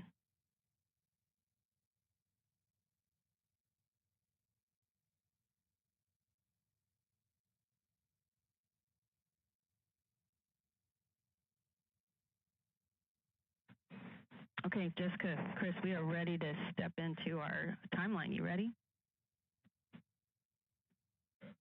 V1's ready. EV2, ready to go. You sound ready. Okay, Jessica, you can open the hatch thermal cover and release the hook from the magnetic plate D-ring. You'll attach that hook to the stowage tether point there on the thermal cover, and then cinch the strap until it's snug, and we expect 6 lines visible. If you'll confirm that for me when you're done. Okay, copy. And the hatch, the thermal cover was open, of course, still held on by the hook. And I'm putting that into the stowage location now. The stowage location, and I see 6 lines. Perfect, 6 lines. Thermal cover is open. Excellent.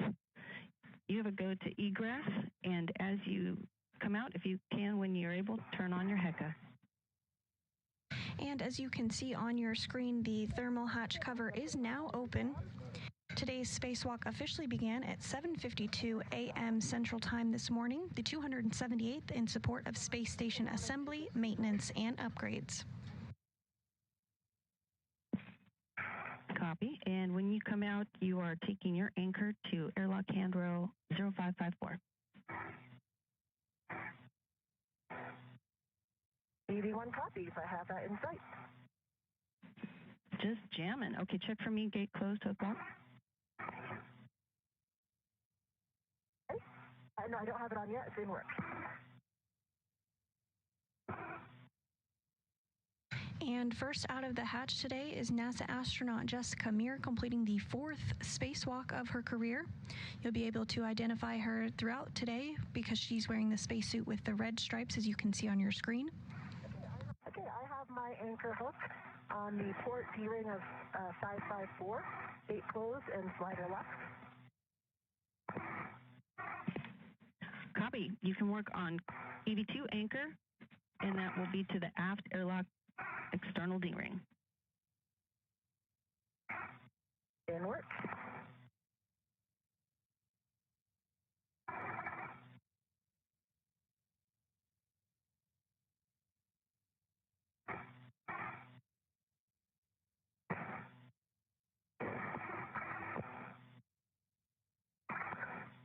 Okay, I have EV2's anchor hook on the aft D-ring of the airlock, gate closed and slider locked. Well done. You can reposition yourself, Jessica, to the forward side of the crew lock and get ready for the strut bag handoff. And when you're ready, you can give Chris the go to release his waist tether from the airlock D-ring extender. Okay, I am moving to the forward side of the airlock. Set a waist tether down. Chris, you have a go to remove your waist tether anytime you like. Copy that. My waist tether is removed from the airlock D-ring extender. Okay, Chris, you can start passing out the strut bag when Jessica's ready. I'm going to let you two coordinate that. If you need any reminders, let me know. And before we get to the next bag, I'll be checking with you, Jessica, to make sure we have the bag in the expected orientation. EV1 copies. EV2 copies. I'm ready to pass it when you are, Jessica. Okay, stand by. I'm going to get my RET out. Copy all. And next up, NASA astronaut Chris Williams, still inside the hatch, is going to pass the strut bag to Meir. The strut bag is about 8 feet long and weighs over 300 pounds and contains the mid struts and the left lower strut that will be assembled and installed during today's spacewalk.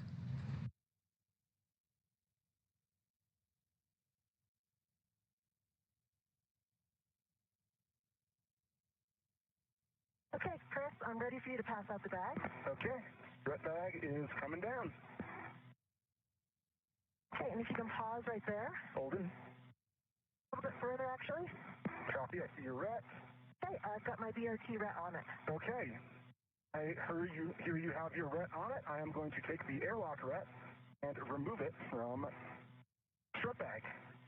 Copy. Airlock ret is removed from the strut bag.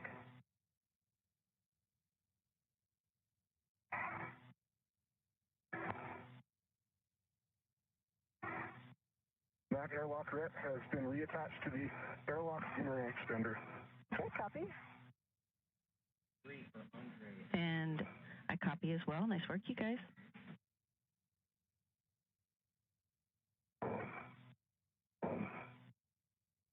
Chris, it's going to take me a few minutes to get this situated. Yep, copy all. Need to untangle a ret from my wire ties on my BRT, so I will be there in 1 second. All right, you guys take your time.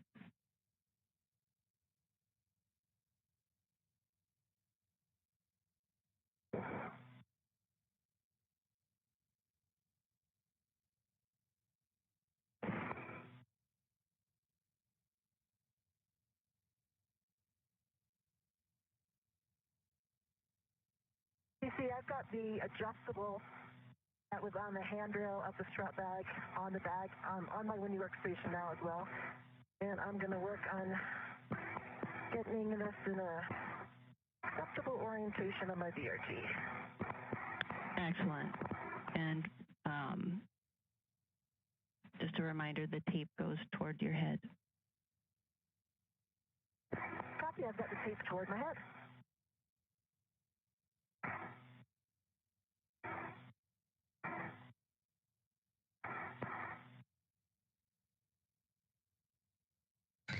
And if you're just joining us this morning, we now are over 11 minutes into the first spacewalk of 2026, the 278th in support of space station assembly, maintenance, and upgrades. On your screen, you see one of our spacewalkers, NASA astronaut Jessica Meir, who has egressed the airlock this morning and is working to get the strut bag, that 8-foot-long bag you see on your screen, configured. Still inside the airlock, but soon to exit, is NASA astronaut Chris Williams. This is Meir's fourth spacewalk and the first for Williams. The duo will work together today to prepare the 2A power channel for future installation of International Space Station rollout solar arrays. Once installed, these arrays will provide additional power for the orbiting lab. Okay. Chris, I'm on the forward side, and I've got the strut bag. Copy. I think how I like it for now. Copy. And I see the cable bag coming out. Okay. Okay, stand by right there. Copy. It's a good location for me to take the red off, too. Okay, and I'm following along, you guys. I heard what you said, Jessica, about the strut bag, and I assume you got your mini workstation red to the non-taped end of the handrail. Negative, I decided to use my BRT ret there, so I have my BRT ret on the non-taped side. Yeah. I have my BRT on the handrail, and I have the adjustable on the taped side. That's right. You did say BRT. I got it written down. Okay, we got all your checks, and I see you passing out the cable bag. And do you need any words on this? You guys got the choreography? Got a ret on the cable leg. I think we got it. All right, you got a red on it? Chris, I have a ret on it. Okay, I am just grabbing it for a second to take this airlock ret off. Okay, and I did use the bag ret? Yes, the bag ret that we talked about. It's released from the airlock, and its ret is back on the airlock dure extender. Oh, copy. And from this view of NASA astronaut Jessica Meir's helmet cam, we're getting a nice peek inside of the airlock where NASA astronaut Chris Williams is still, but soon will be exiting. They just worked to pass over the tether bag where all of the tethers and cables are located that will be utilized during today's space station spacewalk. direct calls. Chris, just a heads up for you, when you come out, you'll be biased toward the aft side of the crew lock. Copy that. Aft on egress. And the bag's floating up a little bit, but I have a hand on it, so you can just hit it with your foot if it's in your way coming out. Okay, copy that. I am ready to egress if you guys are ready for it. We are totally ready for it. Okay, I've got my visor down and I've got my HECA on. I see you coming Thanks, out. Chris.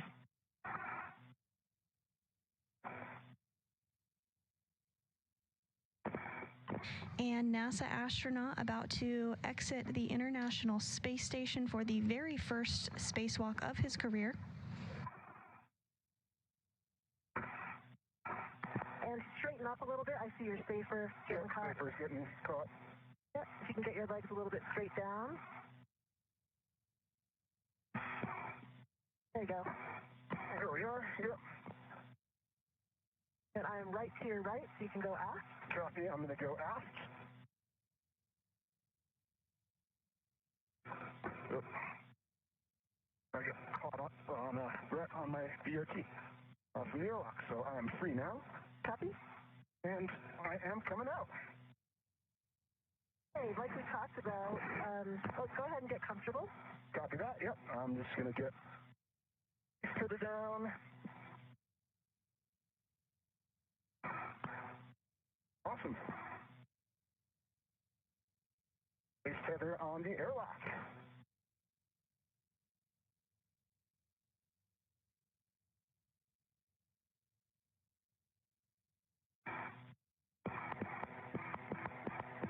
Okay, and I got my end effector down. Okay. Would you like to go ahead and close the thermal cover before we transfer the bag? Sounds like a great idea. I can help you on this side. Copy that. It started. I can finish it off. I got it. ATC, I see the thermal cover is closed. Awesome.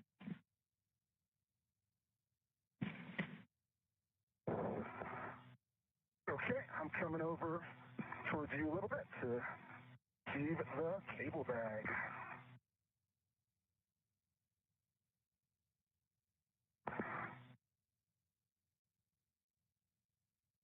Oh, strap bag's kind of Yep, I see it.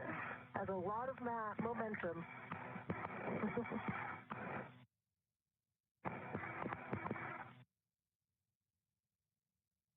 Lock that out.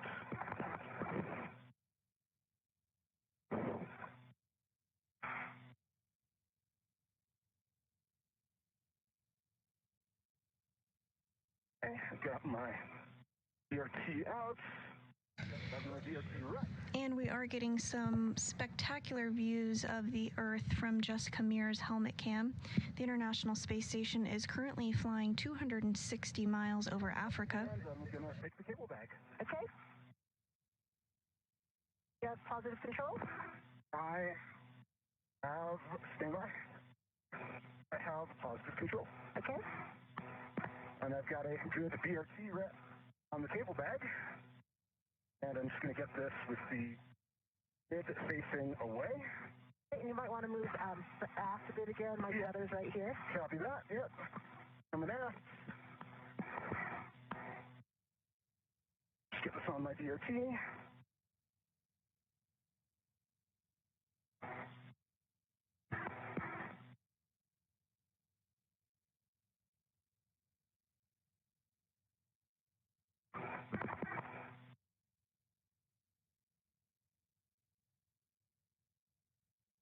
Okay, cable bag is on my BRT. Okay, are you ready for me to release? Do you have a bat on it? I have my BRT rep on the cable bag. Good connection. Okay, you ready to receive the bat back? I am ready to receive the back. I got it. Here it comes. Yep. Just let it go. Yep. Okay. Feather it back to the bag. All right, guys. Nicely done. Nicely done. And I see that you got the lid oriented away from your body, all the proper checks. When you guys are ready, you can perform your buddy checks and we'll just be listening to what you're saying, and if you miss anything, I'll let you know. All right, Chris. Let me just get into a better orientation.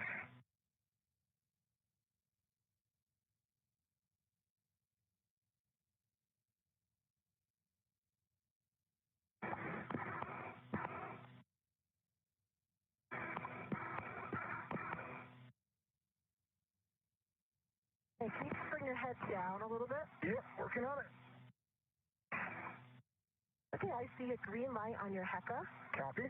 Lights are not on yet, neither are mine. Copy. I see 3, 1, 2, can you roll? Okay, I got it actually, 1, 2, 3 tabs up. Copy. And actually, your left safer handle is up. Copy, left handle is up. Working on it.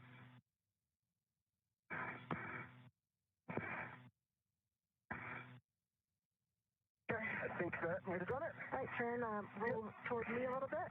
Yes, foot down now, and I can see that the right side is also down. Copy that. I see you've got the bag on your DRT, and you've got a good tether config.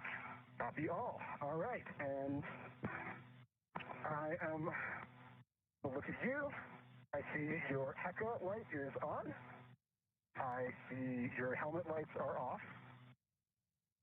Just get a little more stable here. Okay, I see you've got 1, 2, if you can, go on your left, 3 taps.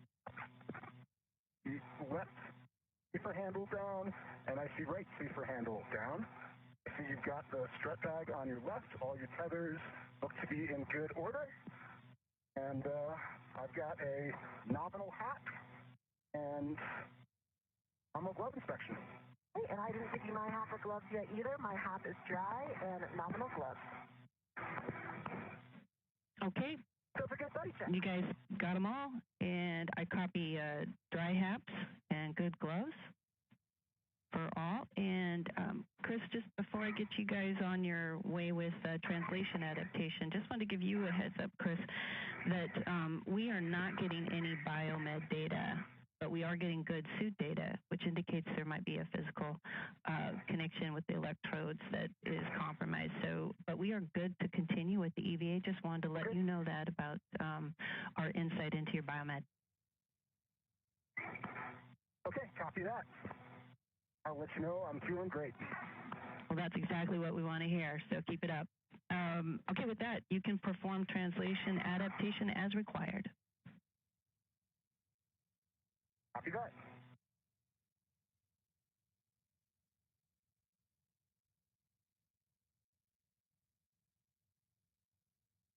NASA astronauts Jessica Meir and Chris Williams did just complete what is called buddy checks, where they essentially take a look at each other's spacesuits, tethers, and tools, ensuring everything is configured and looking as expected. This will occur throughout today's spacewalk.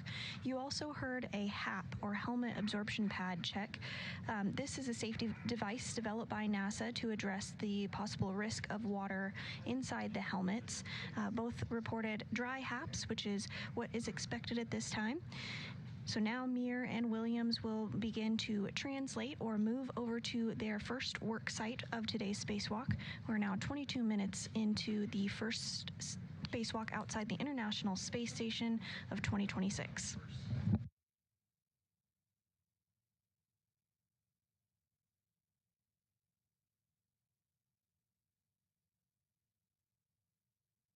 Okay, I'm feeling good. Feeling good? Yep. All right, TC, I think with that, I am ready to start translating up the Petersburg. Oh. And Chris can continue his translation adaptation when he goes to ESP2. Okay, that sounds like a great plan. Just to let you know, we are coming up on a bit of a handover in about 3.5 minutes. So let me get you guys started. You are going to translate out first. Jessica, you're going to head up on the forward face and head out port. And your green hook location is nadir of the P1 FHRC. When you are past the MT, just give me a holler. Okay, I know I'll be looking for 3651, the nadir. Oh, look at you, remembering your numbers and all that. For you, Chris, you're going to translate to ESP2 with 3. I think you know where that is. You'll be following Jessica. And I have a number of cautions, three cautions to read that will apply when once you start on the forward face. So let me get those out while you guys are translating. The first is to avoid contact with the deployed tusk cables on the nadir and zenith feeder rails. Those will be the big white tape things you see going along the face of the truss. Avoid contact with radiators and flex hoses. This is more for when you are actually on P4. And then do not translate on the 2 alpha PVR base handrail. Again, that's when you're at P4. And Chris, I'll try to give you another reminder when you're close to that area. EV1 copies. EV2 copies well. All right. And with that, happy translating, and we are about 2 minutes from a handover. EV1 copies. EV2 copies.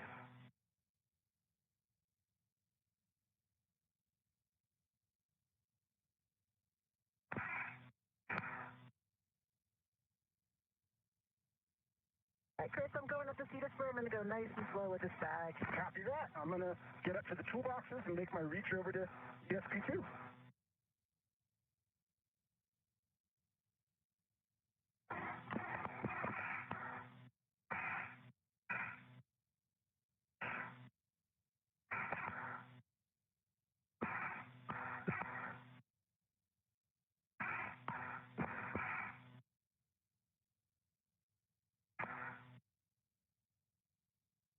And both Williams and Meir now working on translating or moving to their next area of the International Space Station.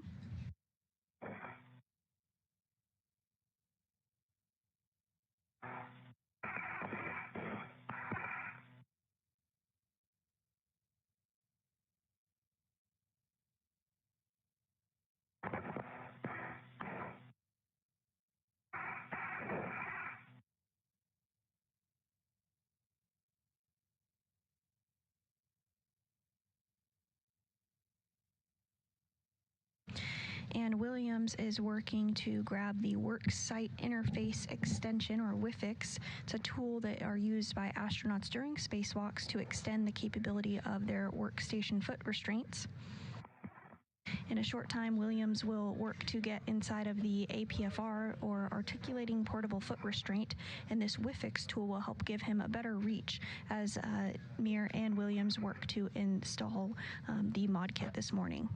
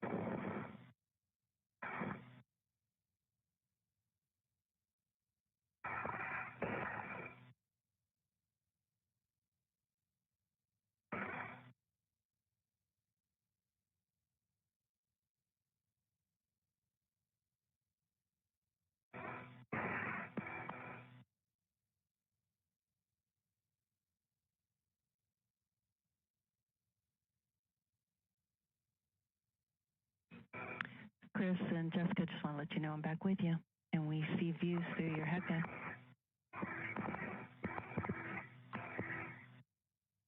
EV1 copies. EV2 copies.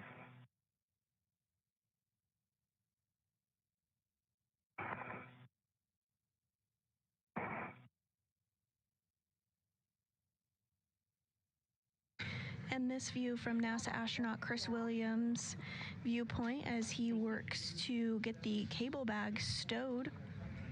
The cable bag will be utilized later during today's spacewalk, but is not needed at the moment, so he's going to stow it temporarily.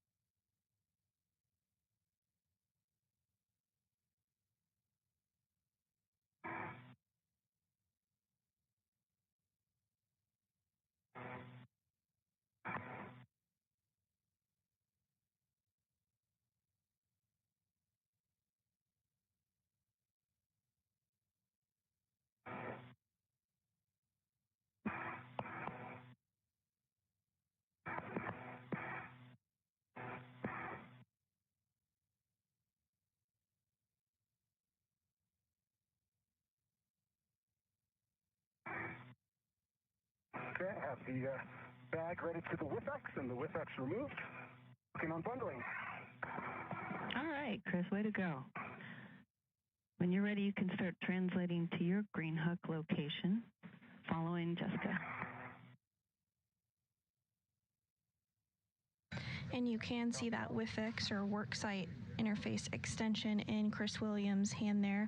It's going to bundle it to the cable bag to make it a little easier to bring over to the worksite.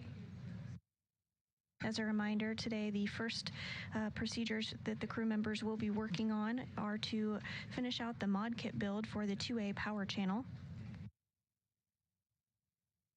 A portion of this modification kit is already built and installed outside the International Space Station and was completed on May 1st, 2025 by NASA astronauts Anne McClain and Nicole Ayers.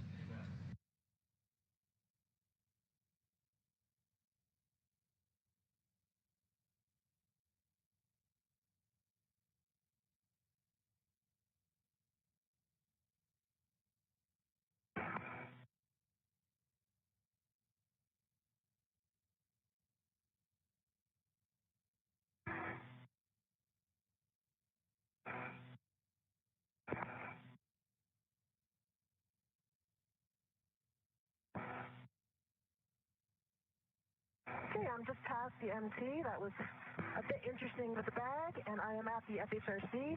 So I'll get ready to do my green hook. Copy, Jessica. Yeah, I saw you managing that big bag going under there. Good job.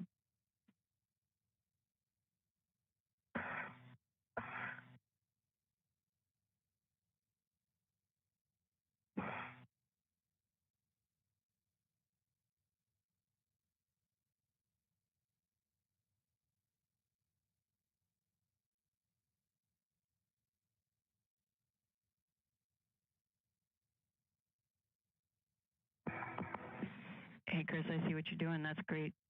A great fix. Yep.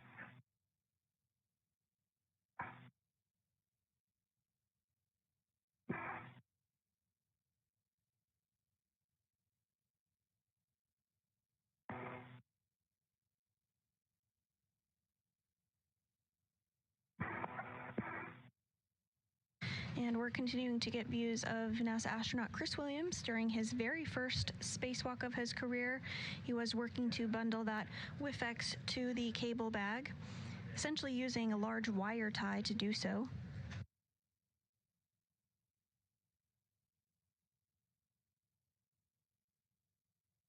Okay, I've got my green hook on handrail 3651. It's closed, sliders locked. Copy, Jessica. I copy that, Jessica, and I've got the sex bundled on my BRT. Okay, copy both of you. So, Jessica, you're heading out to the 2 Alpha IEA. Outboard to the Sarge. Prior to crossing that, verify for me your gauntlets are in place.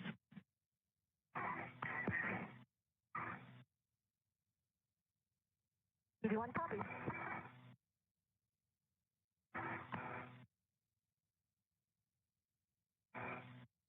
And as you just heard, NASA astronaut Jessica Meir is continuing to translate over to the 2A power truss.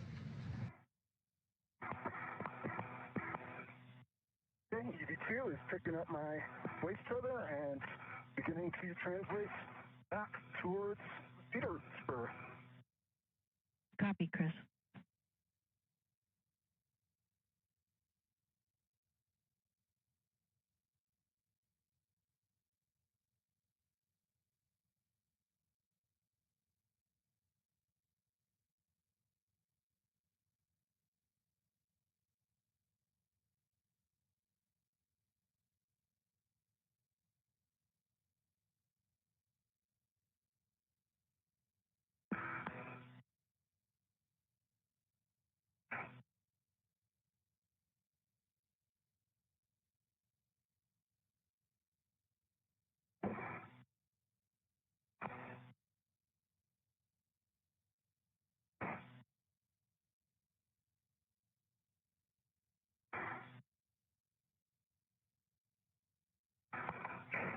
And this view of NASA astronaut Jessica Meir as she continues to translate. Jessica's safety tether.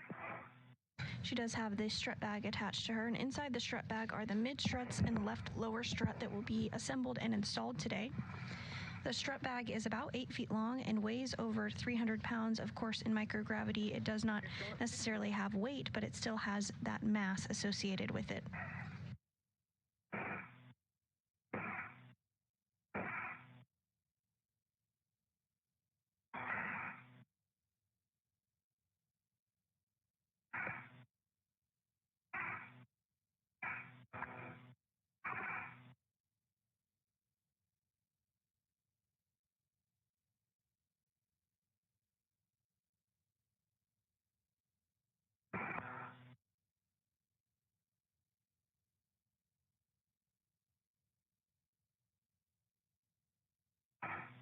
B2's at the top, see the spur. Welcome to the forward face.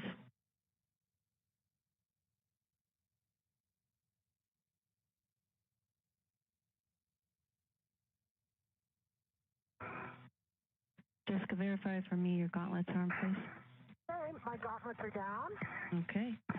And then, Affirm, gauntlets are in place. all right, and you remember you're going nadir at Sarge to the keel side of the IEA. Yep, copy. Copy, nadir.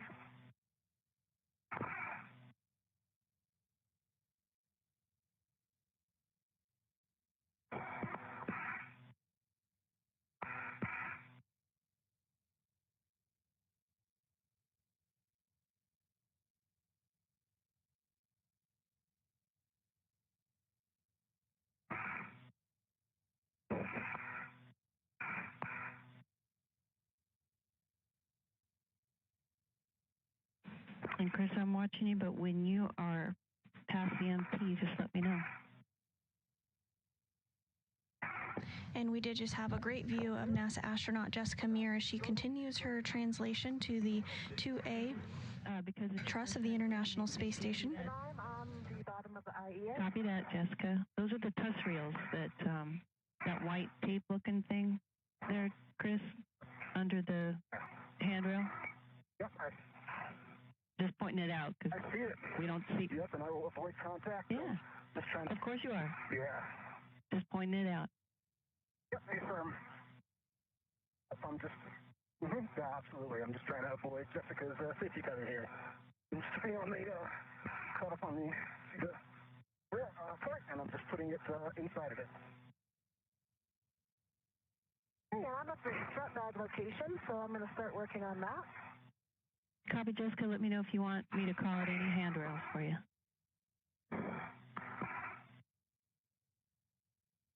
And I did put a poor man's barely at the end. It did actually come off. So we can see to get the strut back on if I need to put that fairly back in or not. Okay. When you head back inboard, we'll address that.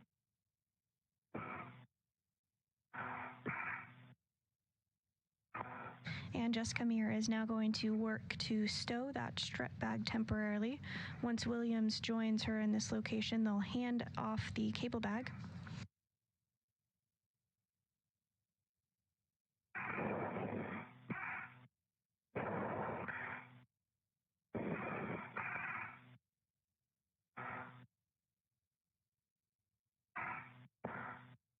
Okay, EV2 is coming under the MT.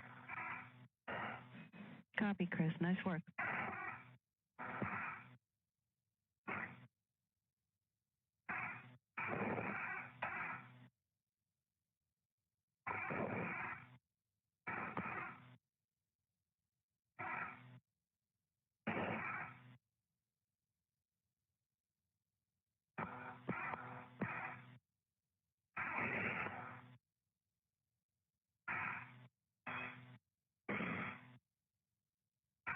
Okay, I've got the strut bag off my VRT.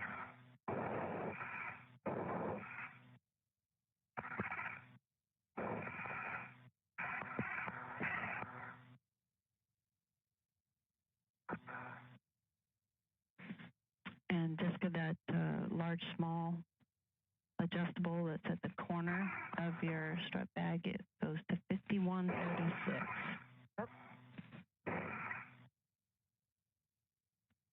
Copy. That is in work.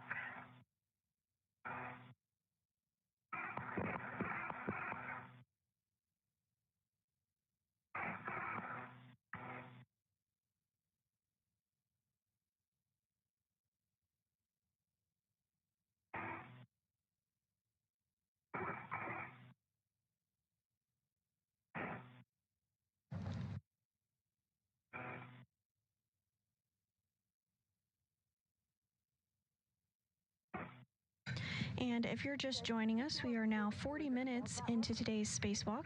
That is one of the... Or is it the one that's right in front? 5142 is one of the handrails we have. I see 5136. Yeah, 5136 is where we expect that ret to go.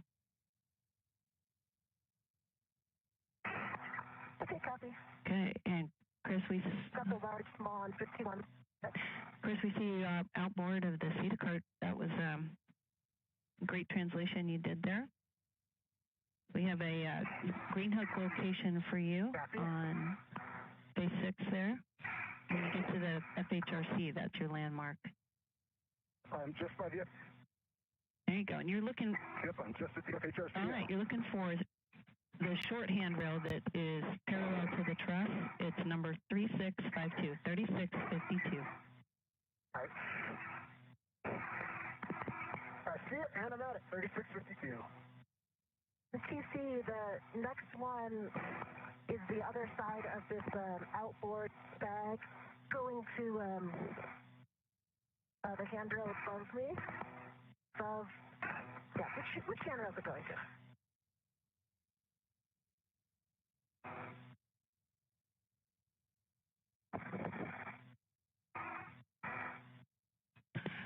And Jessica, we're expecting a large small to go to 5142.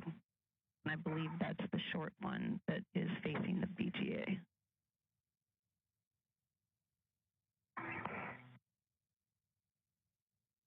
Okay, copy. Getting some lights on. If I got my lights on. Sorry, that snuck up on us. Working my green hook. And y'all can keep your lights on through the whole EVA if you don't want to have to manage that. Copy. These are a large small on 5142, but I see a small here. Actually, it's an integral. So I have the large small on 5136, and then there's a small on the edge on this integral to the bag. Is that the one that you mean for 5142? Small on 5142. You got it, Jessica.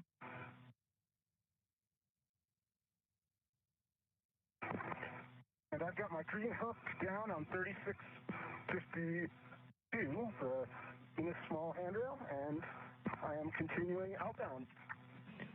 Copy, Chris. And as you head outboard to the Sarge, before you cross, check that your gauntlets are in place.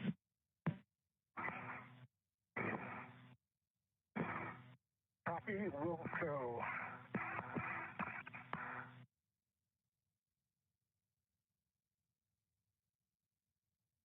TC, I've got those two down. I'm going to go down to the inboard end.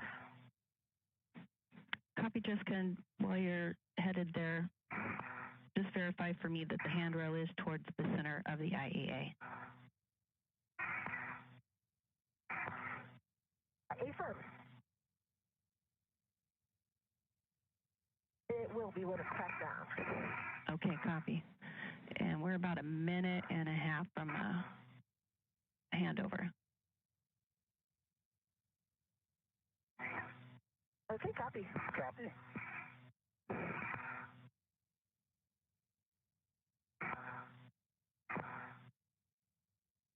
And Meir and Williams are continuing to translate to the 2A power channel location for the work that will be done today. At the Sarge, my gauntlets are down. Awesome. Thank you. You did hear the call out that we are in an orbital nightfall, and of course you can see that on your screen here as well. The International Space Station does orbit the Earth every 90 minutes, which means the crew living and working aboard the space station sees a sunset and a sunrise every 45 minutes.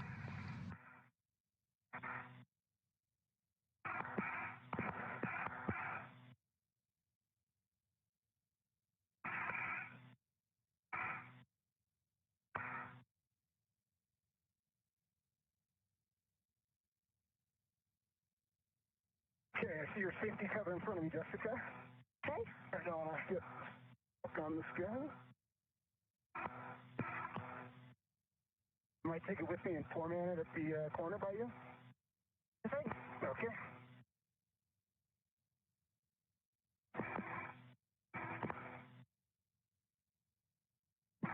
Okay, format's fairly down for you.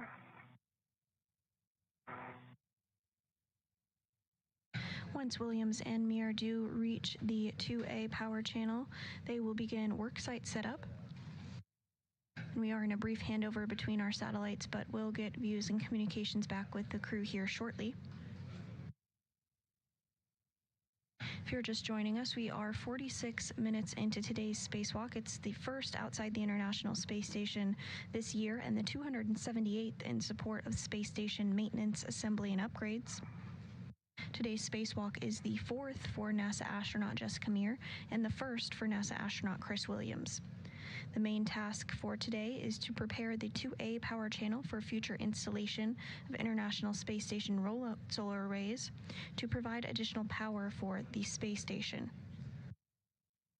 Additionally, swabs will be taken outside of the space station and tested for possible microorganisms as part of an ongoing experiment. Your 450 feather keeps popping off and trying to snag me. I'm trying to figure out how to best manage that one. Let me see if I pull it a little bit. Is that going to help you? Let's see. Maybe you can try to do a little weave here.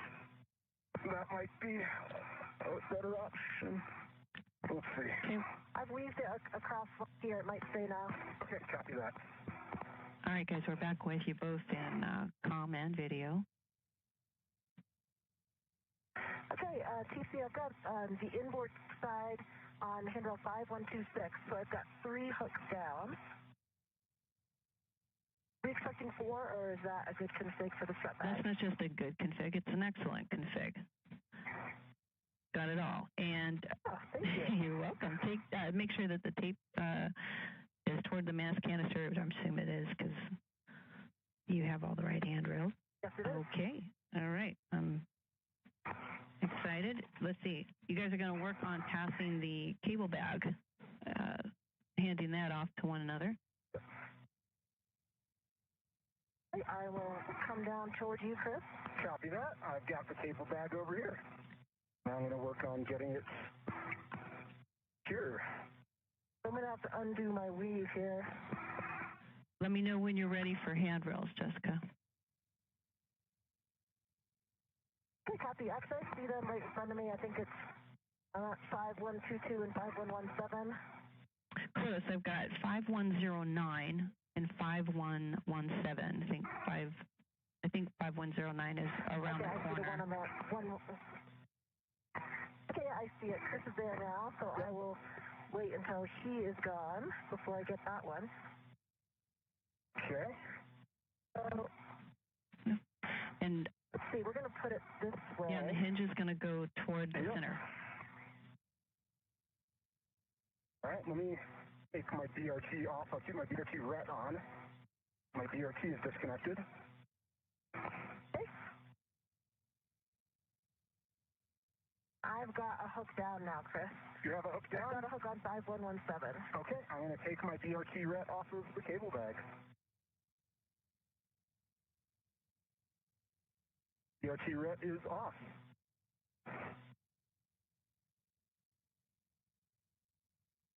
Any chance if you're right at that corner handrail, you can tack down the other edge of it? I am, and I can.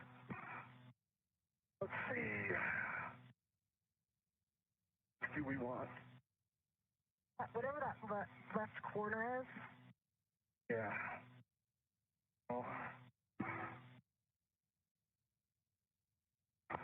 But yeah, anything on that side that's facing you. Let's do it, or... Maybe put it, well, if you can put it on the bottom one side, I think it would help you because it'll clobber the ORU left. You're right. Do that.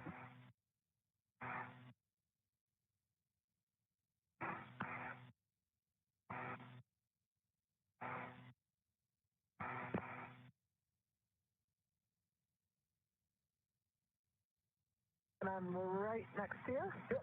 All right, I see it there. That's a good config. The cable bag is temp stowed, and I'm going to work on getting the WIFX. Okay, and I'm going to work on heading back towards towards grabbing our APFR. Okay, sounds good. Okay, copy all, guys. Good work. And I copied, Jessica, you're going to work on the WIFX. I want to just throw out there that we have the GoPro set up that we'd like to have you do at some point, so I'll leave that up to your discretion when to set that up. I was thinking I would do...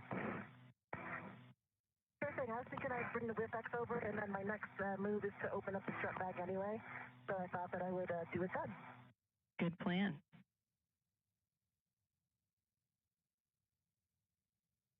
Very happy to have that strut bag off me. I bet.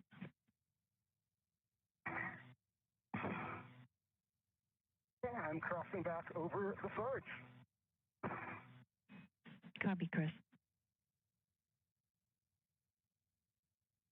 TC, I've got one of my reps on the WIFX, so I'm going to release this with rep that's on the bag. I'm going to leave it on the bag.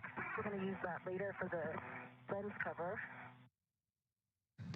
And NASA astronaut Jessica Meir now working to unbundle the WIFX from the cable bag. As you see on your screen there, that WIFX is the worksite interface extension, which is used by astronauts during spacewalks to extend the capability of workstation foot restraints. So that will be utilized here shortly.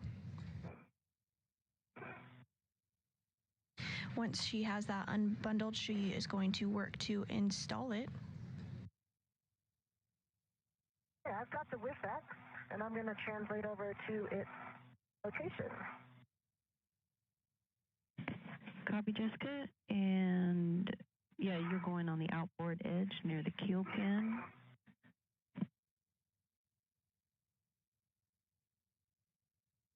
Copy.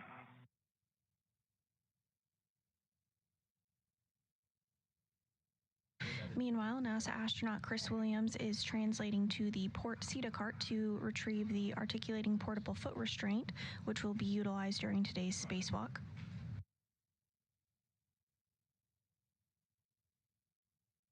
The primary goal of today's spacewalk is to prepare the 2A power channel for future installation of International Space Station rollout solar arrays. And as part of this, Meir and Williams will work together to finish the installation of a mod kit that is partially installed following a spacewalk last year on May 1st, 2025 by NASA astronauts Anne McClain and Nicole Ayers. So it looks like we actually stowed the cable bag upside down. Oh, sorry. It needs to be flipped 180. TC, would you suggest I do that now or go handle the WIFX and we'll come get this after?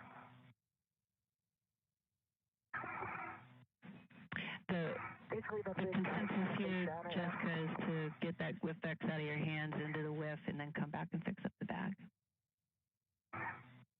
Okay, sounds good. Like that plan.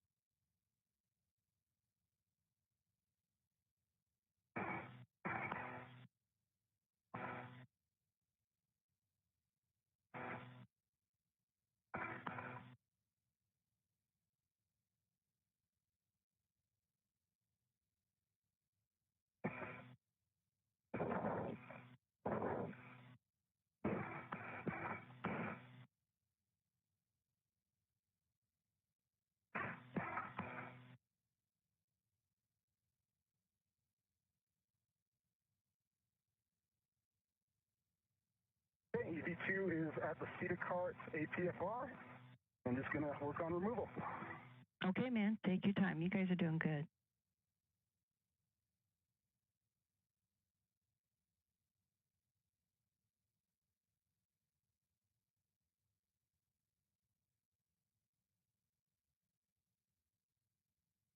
I see WIF 25.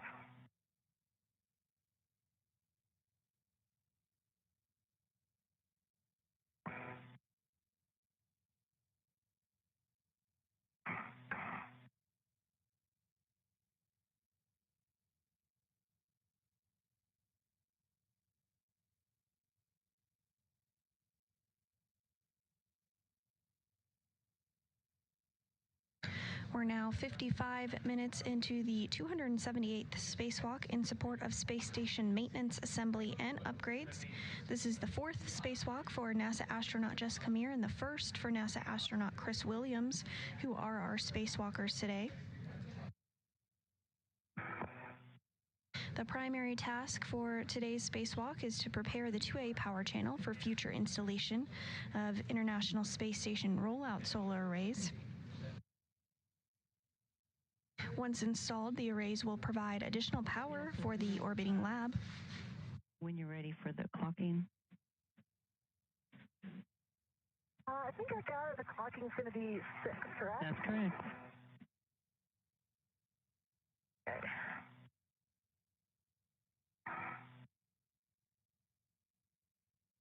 At this time, both Meir and Williams are working to install and set up their work areas, including tools that will be utilized during the build out of the mod kit today.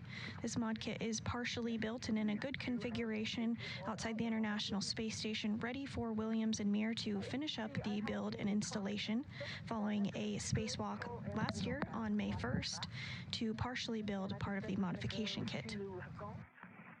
You got it. You don't even need me, Jessica. You got it. Clocking is 6, golf. Oh, we need you. Maybe later, right? We need you. I'll hang out with We you. need you. Thank you.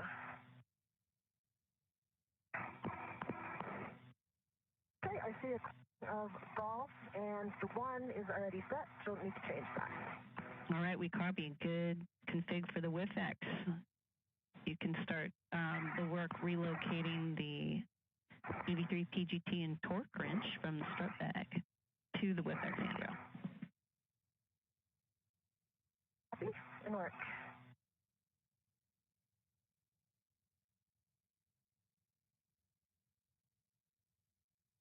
And you did hear some communications there from the ground here in Mission Control Houston.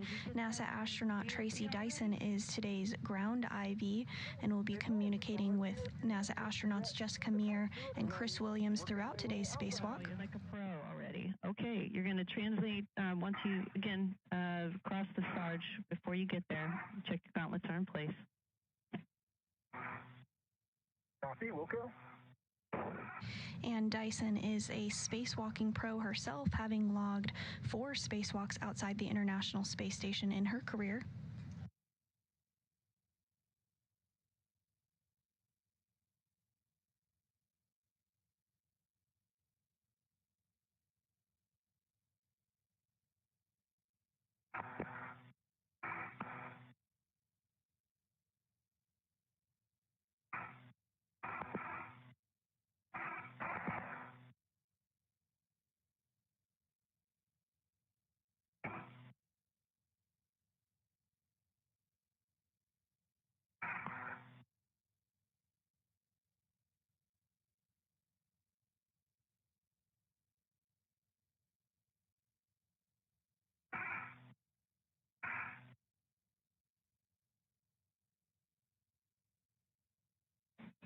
You guys ready for a confidence booster?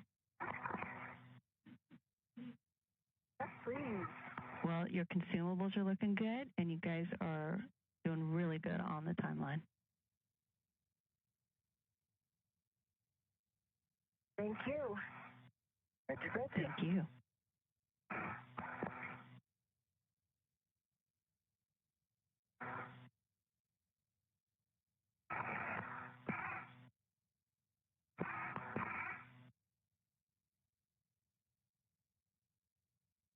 And Williams is continuing to translate prior to installing the articulating portable foot restraint in that WIFX. Meanwhile, NASA astronaut Jessica Meir is working inside of the strut bag to relocate the PGT or pistol grip tool and the torque wrench. And you can see a view of that on your screen now. Out of the bag, and then I'm going to release the bag adjustable. Gotcha. So you got, in other words, you have the adjustable on the WIFX handrail? Negative the ret. I think it's supposed to be the free end of the ret that's on the adjustable. Gotcha. Yes, I gotcha. That's a good config. Okay.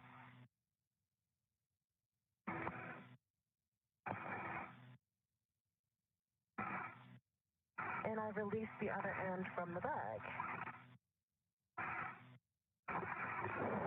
Okay. It's almost like you're reading the procedures, Jessica. I love this. Okay.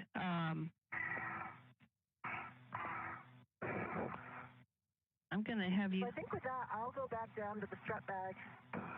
Oh, I was going to suggest I would go back down to the strut bag, deploy the GoPro, and then swap over that cable bag. We're good with that? Yeah, we're good with that. And I am back at the Sarge. My gauntlets are... Copy, Chris. Gauntlets down. And we will have you fair leading along the inboard radiator corner of IEA. I might be giving you that a little too soon. Copy that. Inboard radiator corner of IEA. And I see you.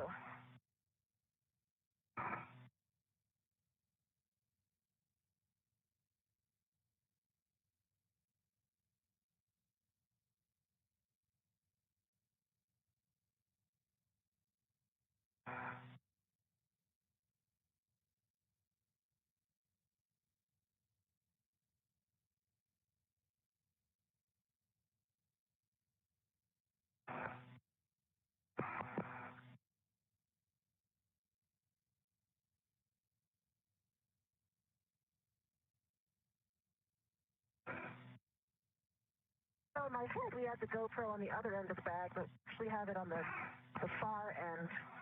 Copy.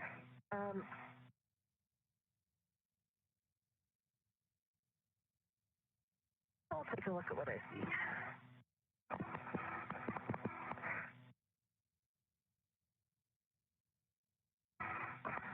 Yeah, Jessica, we had it on the inboard, what would have been the inboard side. No, wait, yeah, inboard side. Yeah. Yeah, I got it right here.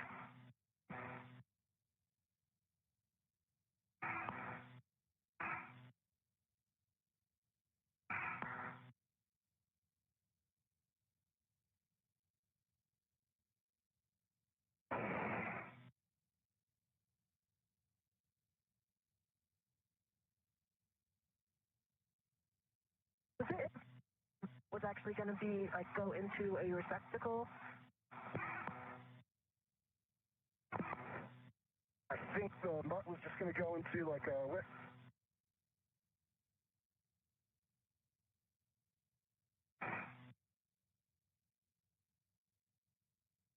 Well, it won't go into a whiff. That's not the right size. Yeah, no, Jessica, we anticipated the clamp of the end effector to go on a handrail of your choice. Okay, yeah, that makes sense.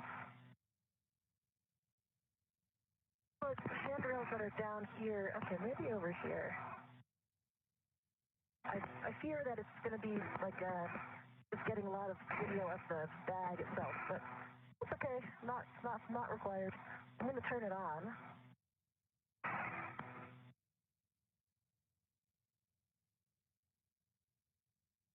See a blinking red light are rolling. I'm waving to the camera, and I'm going to try to pan it over to Chris. I'm still working on trying to get this deep fair lead to stay. You still want to top off? Yeah, that was what I was saying. Much different than the string ones. They tend to pop off. So yeah. If you really think it's going to keep popping off like that, you know, you can consider a rich man if you like. Hey guys, for you, Jessica. Copy that. Sorry to interrupt. Jessica, we have some handrail suggestions for the GoPro, and they would be more on the inboard side of the IEA, around 5109, 5110, or 5115. And that'll give a nice big picture of what you guys are doing. And those are at the outboard end, or you were breaking up a little bit at the start there. The inboard side, over by the cable bag. Inboard end. Okay. And those handrails are 09, 10, and 17, ending in those numbers. Okay, copy. And for you, Chris. So, and you think that Go ahead. You thinking to leave it on the bag, Rhett? Well, negative. Once you have it connected, you can red it to the handrail that you're clamping to.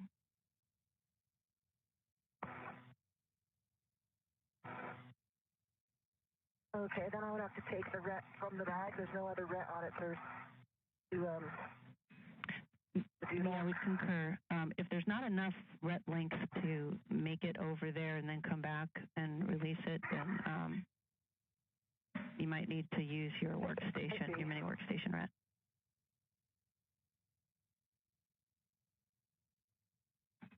And Chris, I see you working on that fair lead. You know, we actually have a name for that, and it's called the middle class fair lead. I see you weaving it. Middle class. Yeah, well, I gotta give Farouk credit for that one. He came up with it.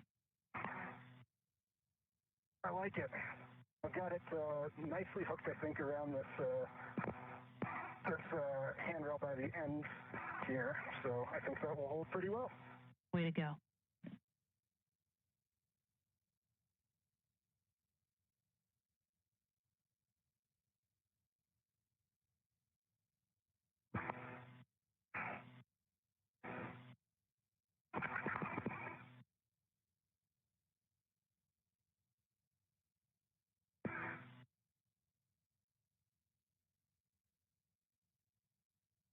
I've actually put the lot on 5117. Near the corner here, next to the cable bag. And I think it could be a good spot to try. We like it. And I think I'm just going to leave the ret on it to the bag. Okay, sounds good. Not in the way of anything.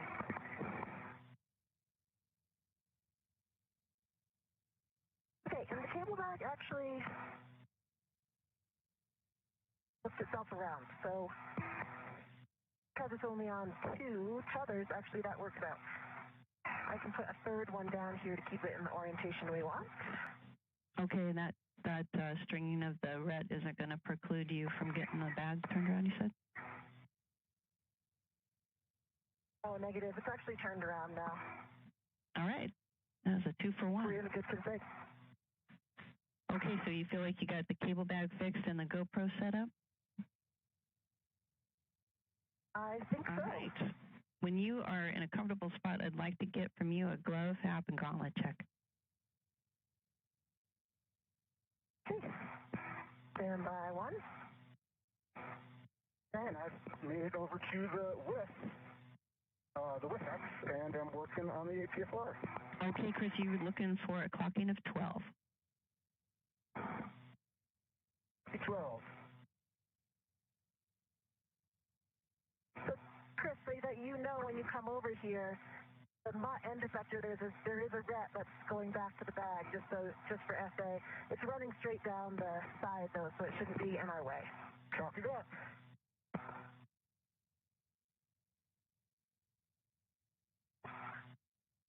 I see you right there, so I'll pause here. Sorry. All right. Okay, TC, I will give you my checks. My gauntlets are down. My hat is dry. And you see a little bit of a couple black marks on my left pinky, the RTV, and a couple black marks on my index finger on my right hand, like near the tip. And otherwise, those look nominal.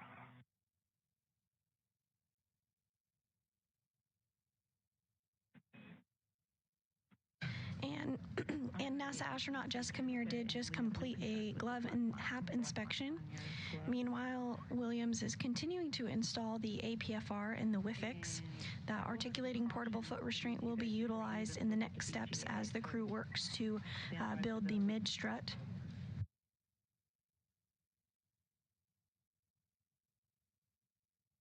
And for you, Jessica, you can get yourself situated at the strut bag because your next steps are going to be to retrieve the right mid-strut. Copy, in work.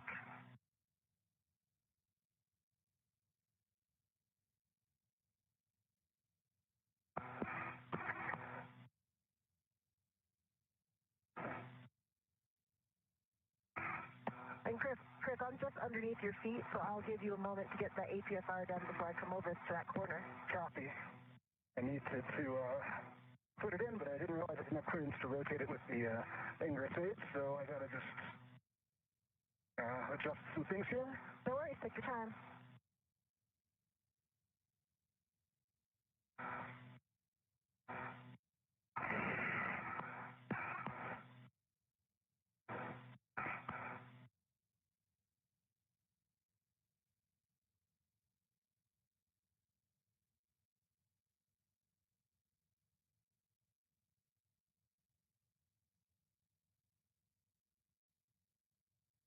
And just giving you guys a heads up, the sun will be coming up in about 5 minutes. Sounds good, thank you.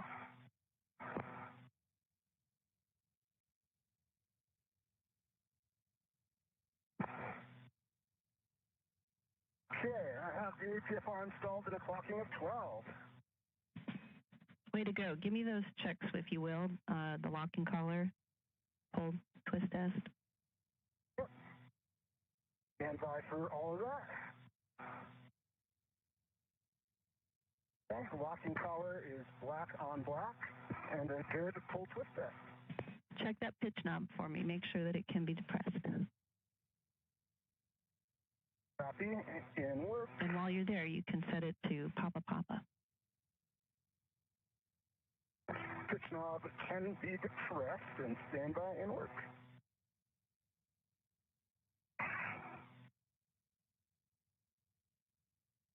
And we are at a pitch of Papa Papa. Pitch knob is up and can be depressed. All right. And then the next setting is Charlie for the roll and 12 for the yaw. See Charlie, cool.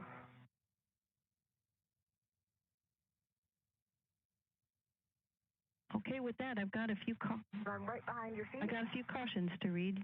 You guys, is this a good time for you? Good for me. Yep, I can listen. All right. No sudden movements on the mass canister or the mod kit. Maintain less than 0.45 feet per second. That's about 3 seconds per foot on the BGA. The maximum lateral load on the BGA is about 40 pounds or a squat bar. Avoid cyclic loading and do not impart forces into the mod kit struts before they are fully installed.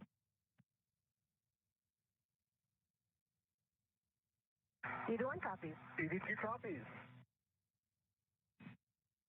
Okay, I see. And I think you said, Chris, you're working on ingressing the APFR, and you may want to... Still getting the settings. Say again? I'm still working the yaw on it. Sorry about that. I thought I heard you had them set. No worries. And I'm going to come a little bit further outboard, Chris. Copy.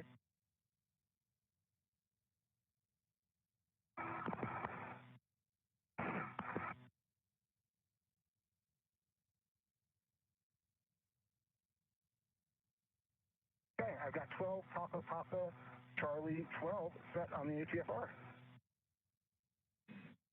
Okay, we got good settings on the APFR, and your next steps are to ingress, and we recommend locking the safety tether to relieve the retraction force.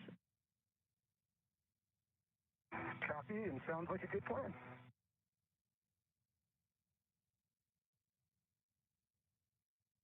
And NASA astronaut Chris Williams is now going to work to get situated in the articulating portable foot restraint.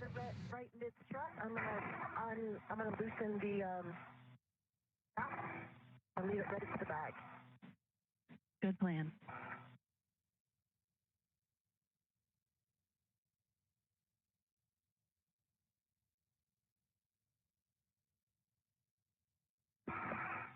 Meanwhile, Meir is retrieving the right mid struts from the strut bag.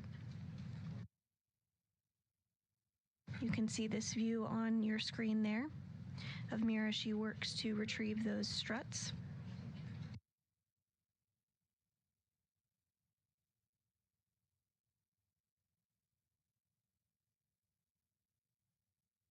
Once Williams and Meir are both situated, they will work together to install the right mid-strut first. They'll be utilizing the PGT or pistol grip tool to install the strut into place. The PGT is sometimes referred to as the space drill and will be a key component and tool utilized during today's spacewalk. We're now 1 hour and 16 minutes into today's spacewalk, the 278th, in support of space station maintenance, assembly, and upgrades.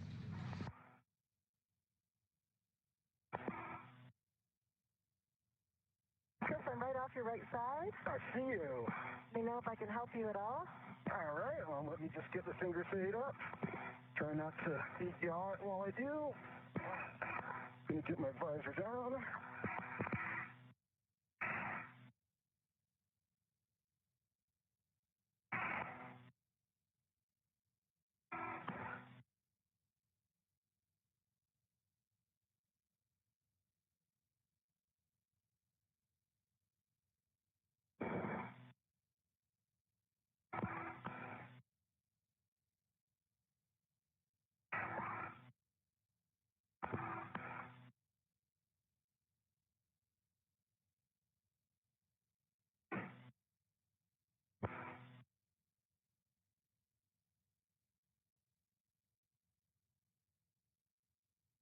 And we have moved into an orbital sunrise.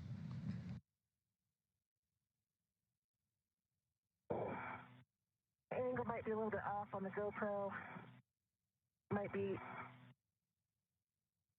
looking towards the sun a little bit too much. Needs to come to the right a little. We can fix that later if you like. Copy. The International Space Station is currently flying 267 statute miles over the South Pacific Ocean.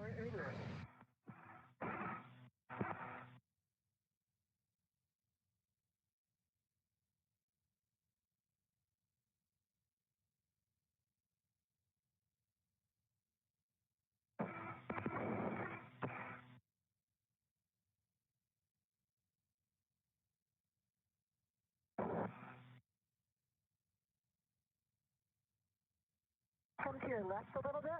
Yep, I'm working on stabilizing.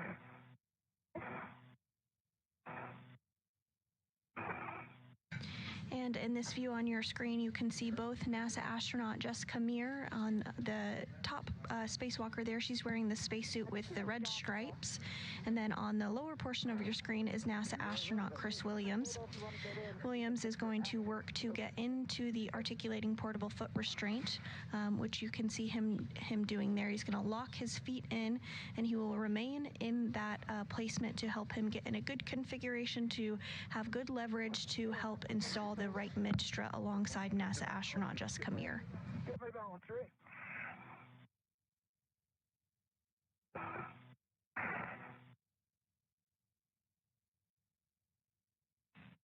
And this might help, Chris.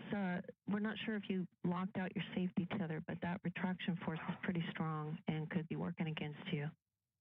Oh, yep, I did lock it out. Okay.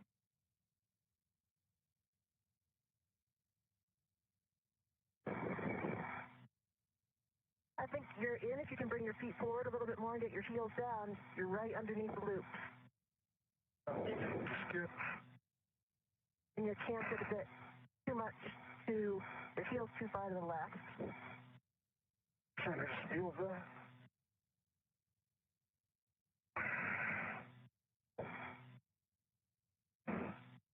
Let me just reset. 60 y'all while I'm at it.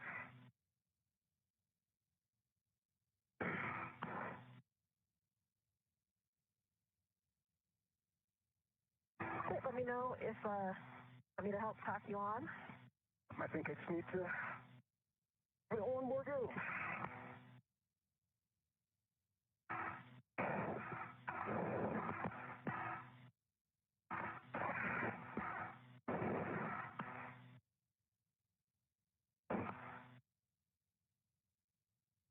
Your left foot's on top of the toe loop, so bring it down. Now you're underneath. Copy underneath.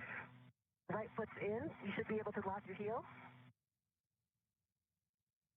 And as you can see on your screen there, Williams continuing to get in a good position to get locked into that articulating portable foot restraint. Coming forward before you rotate. Very close. I just sit back a little bit more. An even better view here on our screen, Williams is in that unmarked spacesuit. And I think you hit the roll pedal. All right. So I think overall, you just move a little bit more slowly, and it was, okay, that was the yaw, and then you also hit the roll. Yep, I see it. Yeah, at the end of on the width, that says a little bit more bounce than I was expecting, so I'm trying to just work through that.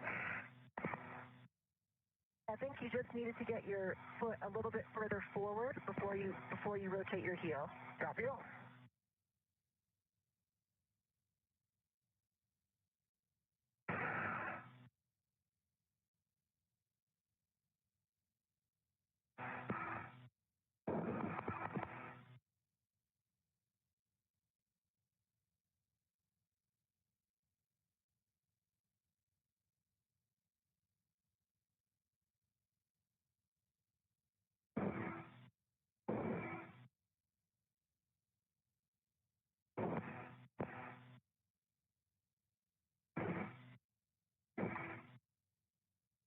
We definitely hit the pedals again, but if you want to keep trying, we can rotate them after you're in. Copy. There's your left coming underneath. Your right's underneath now. I think you need to come forward a little bit more with your toes. Now rotate your heel on your right side. That looks like it's very close to in if it's not in already. I think you're in. I feel like I'm in. Hey, there we go. Okay, so you're, I think both the yaw and roll might be off now, or at least the yaw. Yep. I'm going to just take my right foot out and yaw myself over a little bit. Okay, yes, you can try to do that. Okay, guys, we're about 45 seconds from the handover. Copy. Charlie 12 on the on the APFR. Roll and yaw. Copy. I see Charlie, and he's adjusting the yaw now. Feels about right. That looks about right. Yep. Nice job. Okay. All right, great job. And Williams is now in that articulating portable foot restraint. We've got about 20 seconds Okay, do you feel it? to a 20-second handover. Okay, copy. Take a breather, Chris, and when I come back, we'll check your access to those sections of the mounting bracket. Copy. Copy all. And if you're just joining us, we are approaching the 1 hour, 30 minute into today's spacewalk, the 278th in support of space station maintenance, assembly, and upgrade. We are currently in a brief handover period between our satellites, and the team here in Mission Control is being led by NASA Flight Director Diana Trujillo. The primary task of today's spacewalk is to prepare the 2A power channel for future installation of International Space Station rollout solar arrays. Once installed, the arrays will provide additional power for the orbiting lab. Today's spacewalk is being conducted by NASA astronaut Jessica Meir. This is her 4th spacewalk of her career, as well as NASA astronaut Chris Williams, who is completing the 1st spacewalk of his career.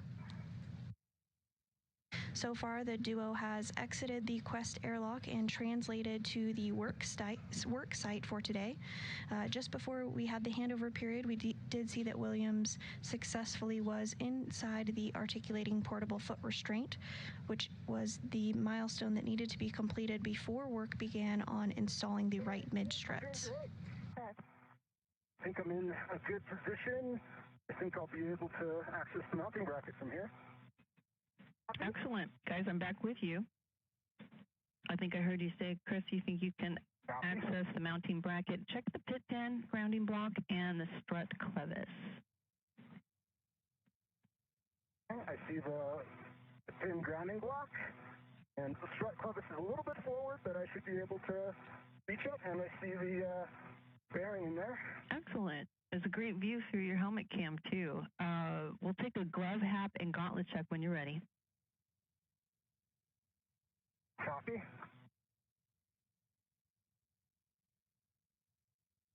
So for my gloves, I've got a little bit of braking RTV on my left fourth finger and a few little black smudges. And a small RTV flake on my right palm, but just RTV. Left glove. Phenomenal.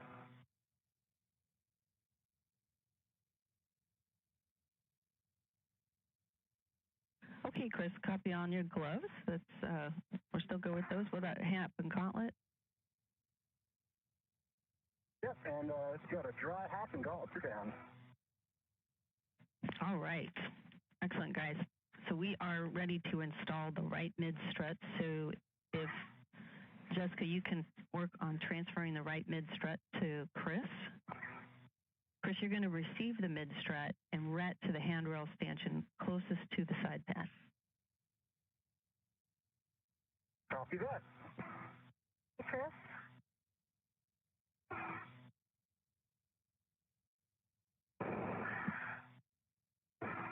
And we are seeing a view of NASA astronaut Jessica Meir getting that right mid-strut out of the strut bag. She's going to hand it over to Williams in that articulating portable foot restraint.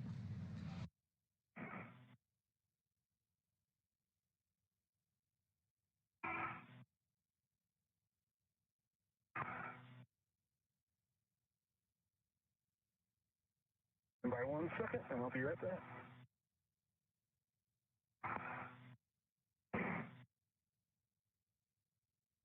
And TC, just letting you know, I'm fine with it for now, but I left the glove. I think that I have padding on the back of my hands because the gloves are too large in the width, and I think it's a little bit too thick.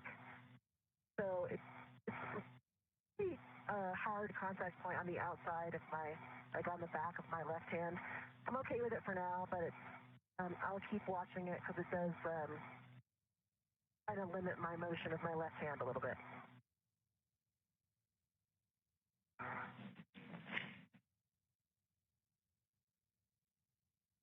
Okay, Jessica, we copy all your words on your left glove, the back of it, and we'll keep an eye on it.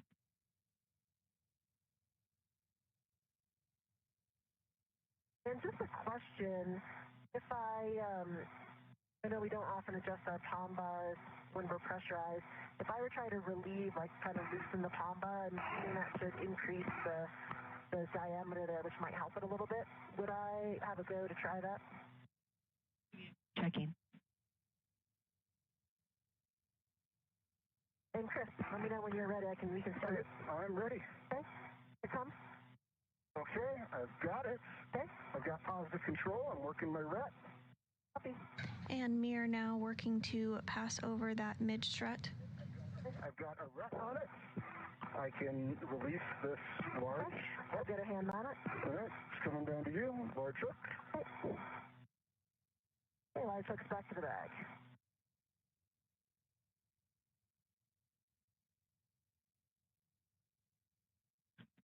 Okay, I'm looking at your hands, Jessica, so it looks like, Chris, you have control of the mid-strut. All right, great.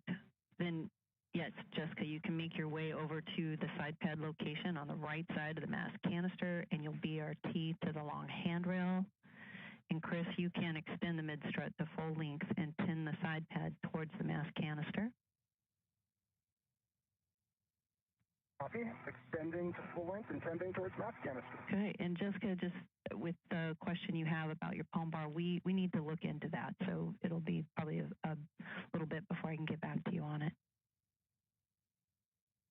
Okay, copy. And you can see Chris Williams is now working to extend that right mid-strut to its full length. When it's inside the strut bag, it's in a condensed form. That strut bag is actually 8 feet long, but you can see here again he's working to extend that mid-strut out to its full length before they do install it on the mast canister.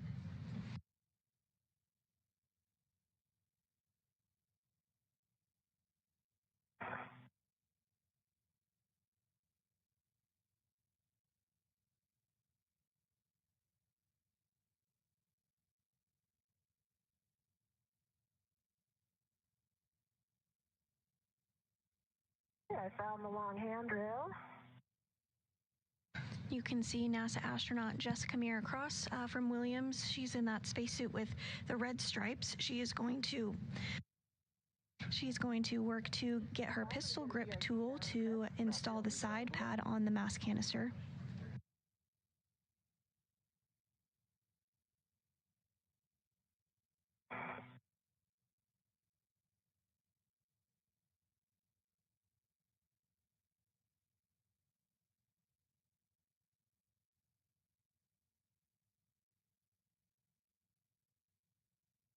Okay, you see those connectors by your left?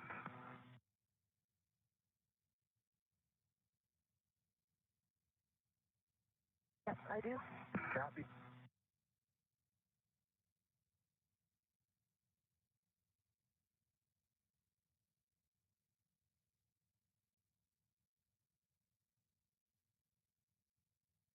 Okay.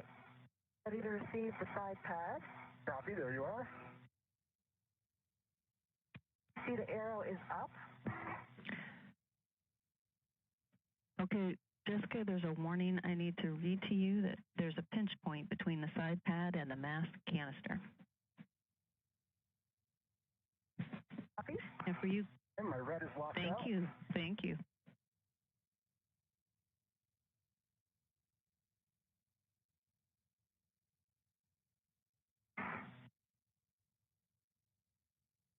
Hey, Mike, I'm going to try to... Yep.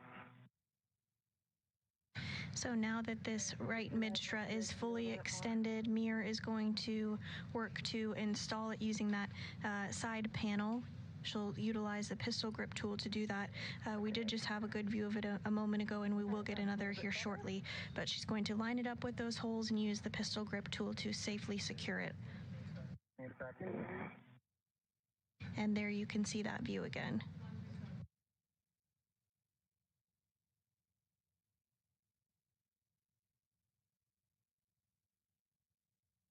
Okay, I've got to try to...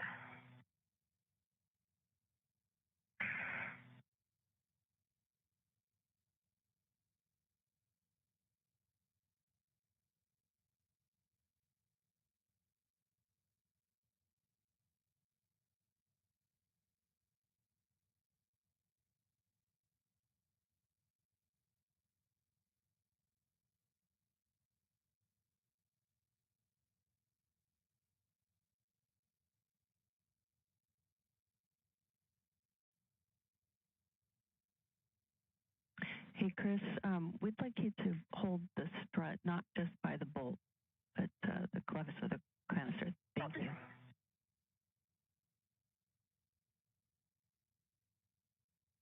I'm trying to push down on the left side, but I'm not getting anything. I'm not getting it to engage.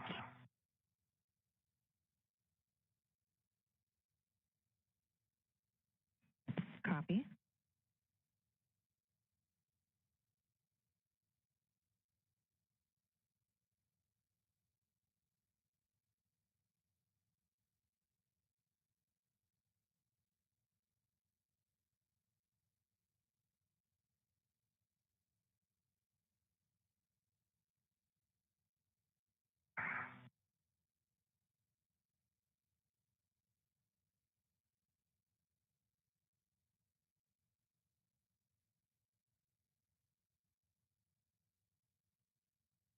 Chris, it's a bit side-loaded. Like right now, can you lift your end up? My end up? Yep. Yeah, okay.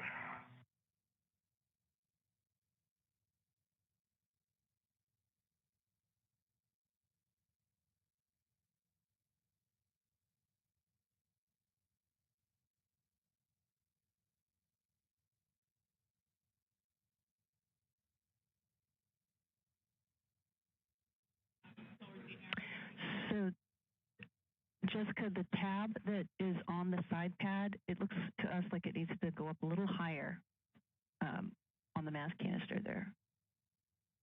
There's more center. Okay. There's ribs that are on the sides, and that tab goes between them. You probably can't see the tabs from here, but I see yeah, that. there you go, girl. Oh, I got it. Nice. You got it. Got it on. Okay, yeah, I was just too far down. I was expecting it to go on that easily, but I guess I was way too far down. That is on there now in a soft dock.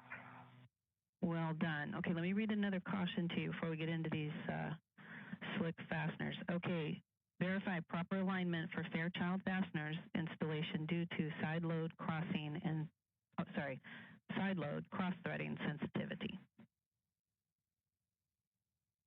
Okay, copy. All right, get out your... And is the order does not matter? Correct. And we'll just get out your PGT. Let me know when you're ready for settings. It work. Okay, how are you doing, Chris? I'm doing great. I'm just holding this here.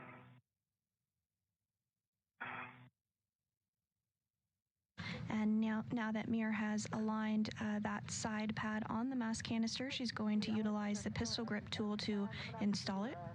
Calibration here first. GT's coming on. Go to ratchet. I'll pass. Coming back to motor. Good LED test battery for 1.17 volts. Just like they taught you. Nice work. Okay, you're looking for alpha 2, clockwise 2. Copy, alpha. Alpha 2. Alpha 2 clockwise 2 is set. Copy. You're going to drive mic 9 through mic 12, any order, exactly 2 turns, and call it out after each bolt. Okay, copy. I'm going to start with bolt 10.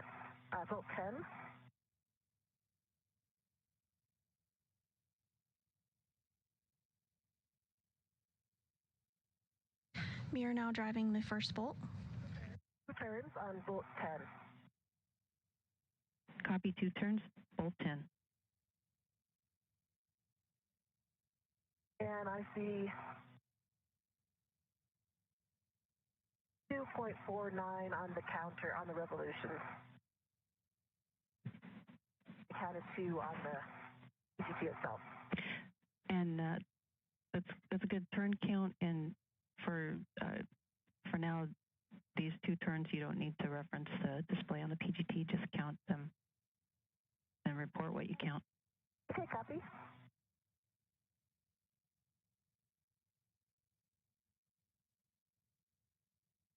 Now, ideally, I would kind of go to the left corner since I just did the right top.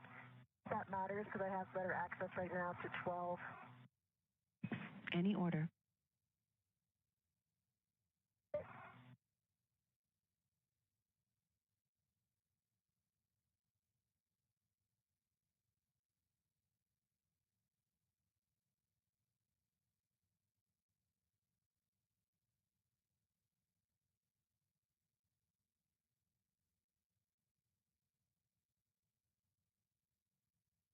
Turns on 12. Oh, no, that actually did not engage.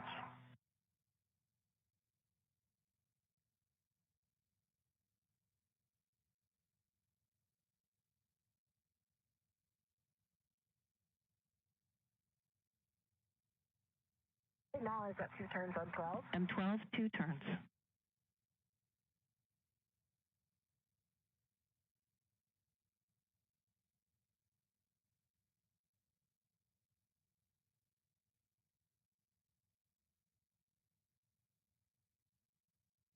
And if you're just joining us, we are now 1 hour and 40 minutes into the 278th spacewalk in support of space station maintenance, assembly, and upgrades. NASA astronaut Jessica Meir is currently using the pistol grip tool to install the side pad on the mass canister of the right mid strut.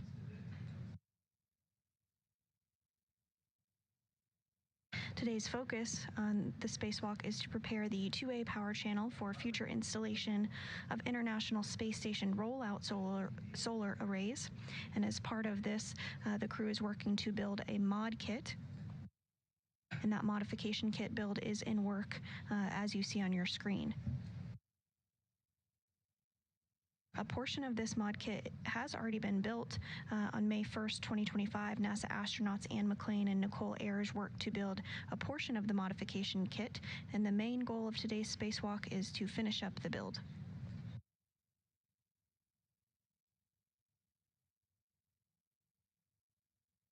We are getting some great views of the Earth from Jessica Meir's spacesuit here. The International Space Station is currently flying 268 miles over the South Atlantic Ocean, approaching the southwest corner of Africa.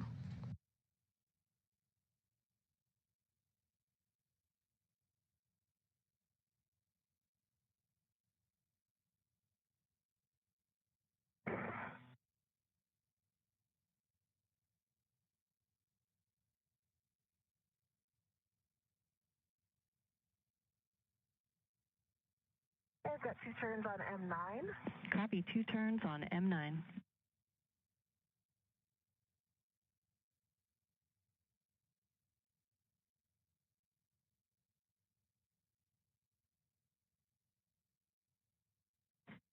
And Jessica, just a reminder to minimize as much as you can the wobble on the wobble socket. Copy.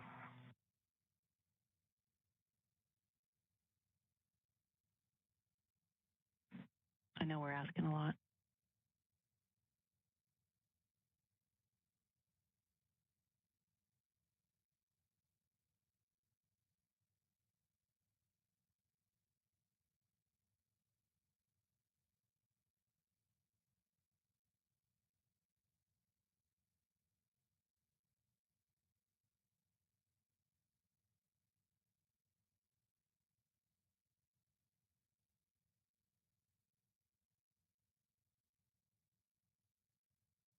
I might need to move my BRT.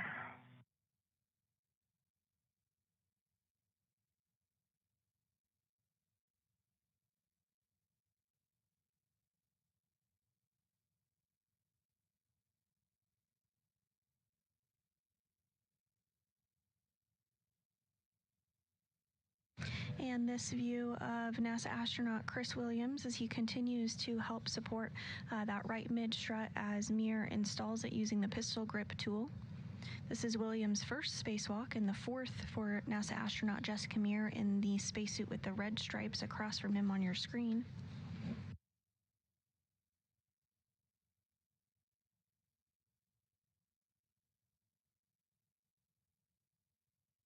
Not ideal here with the BRT on the wrong side. I'll try to get a different body position here, TC.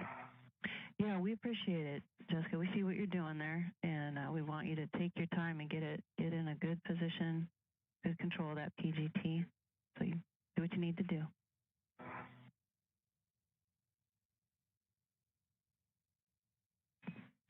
Nice. Nice position. That's like a great idea. A little bit too far away from it.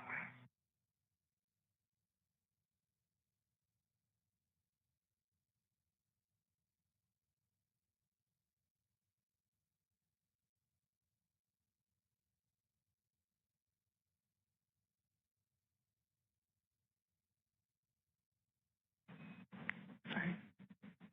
Just what if you release or loosened up the collar on your BRT?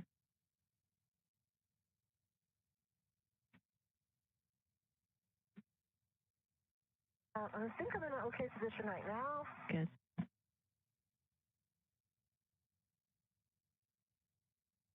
Okay, and I've got 2 turns on M11. 2 turns on M11. Nice.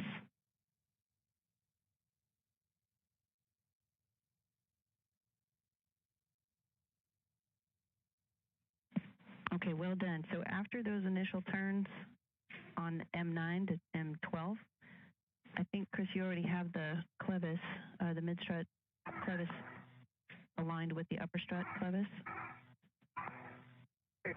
Awesome. Okay. So let me get you started. Jessica, first, you can drive M9 to M12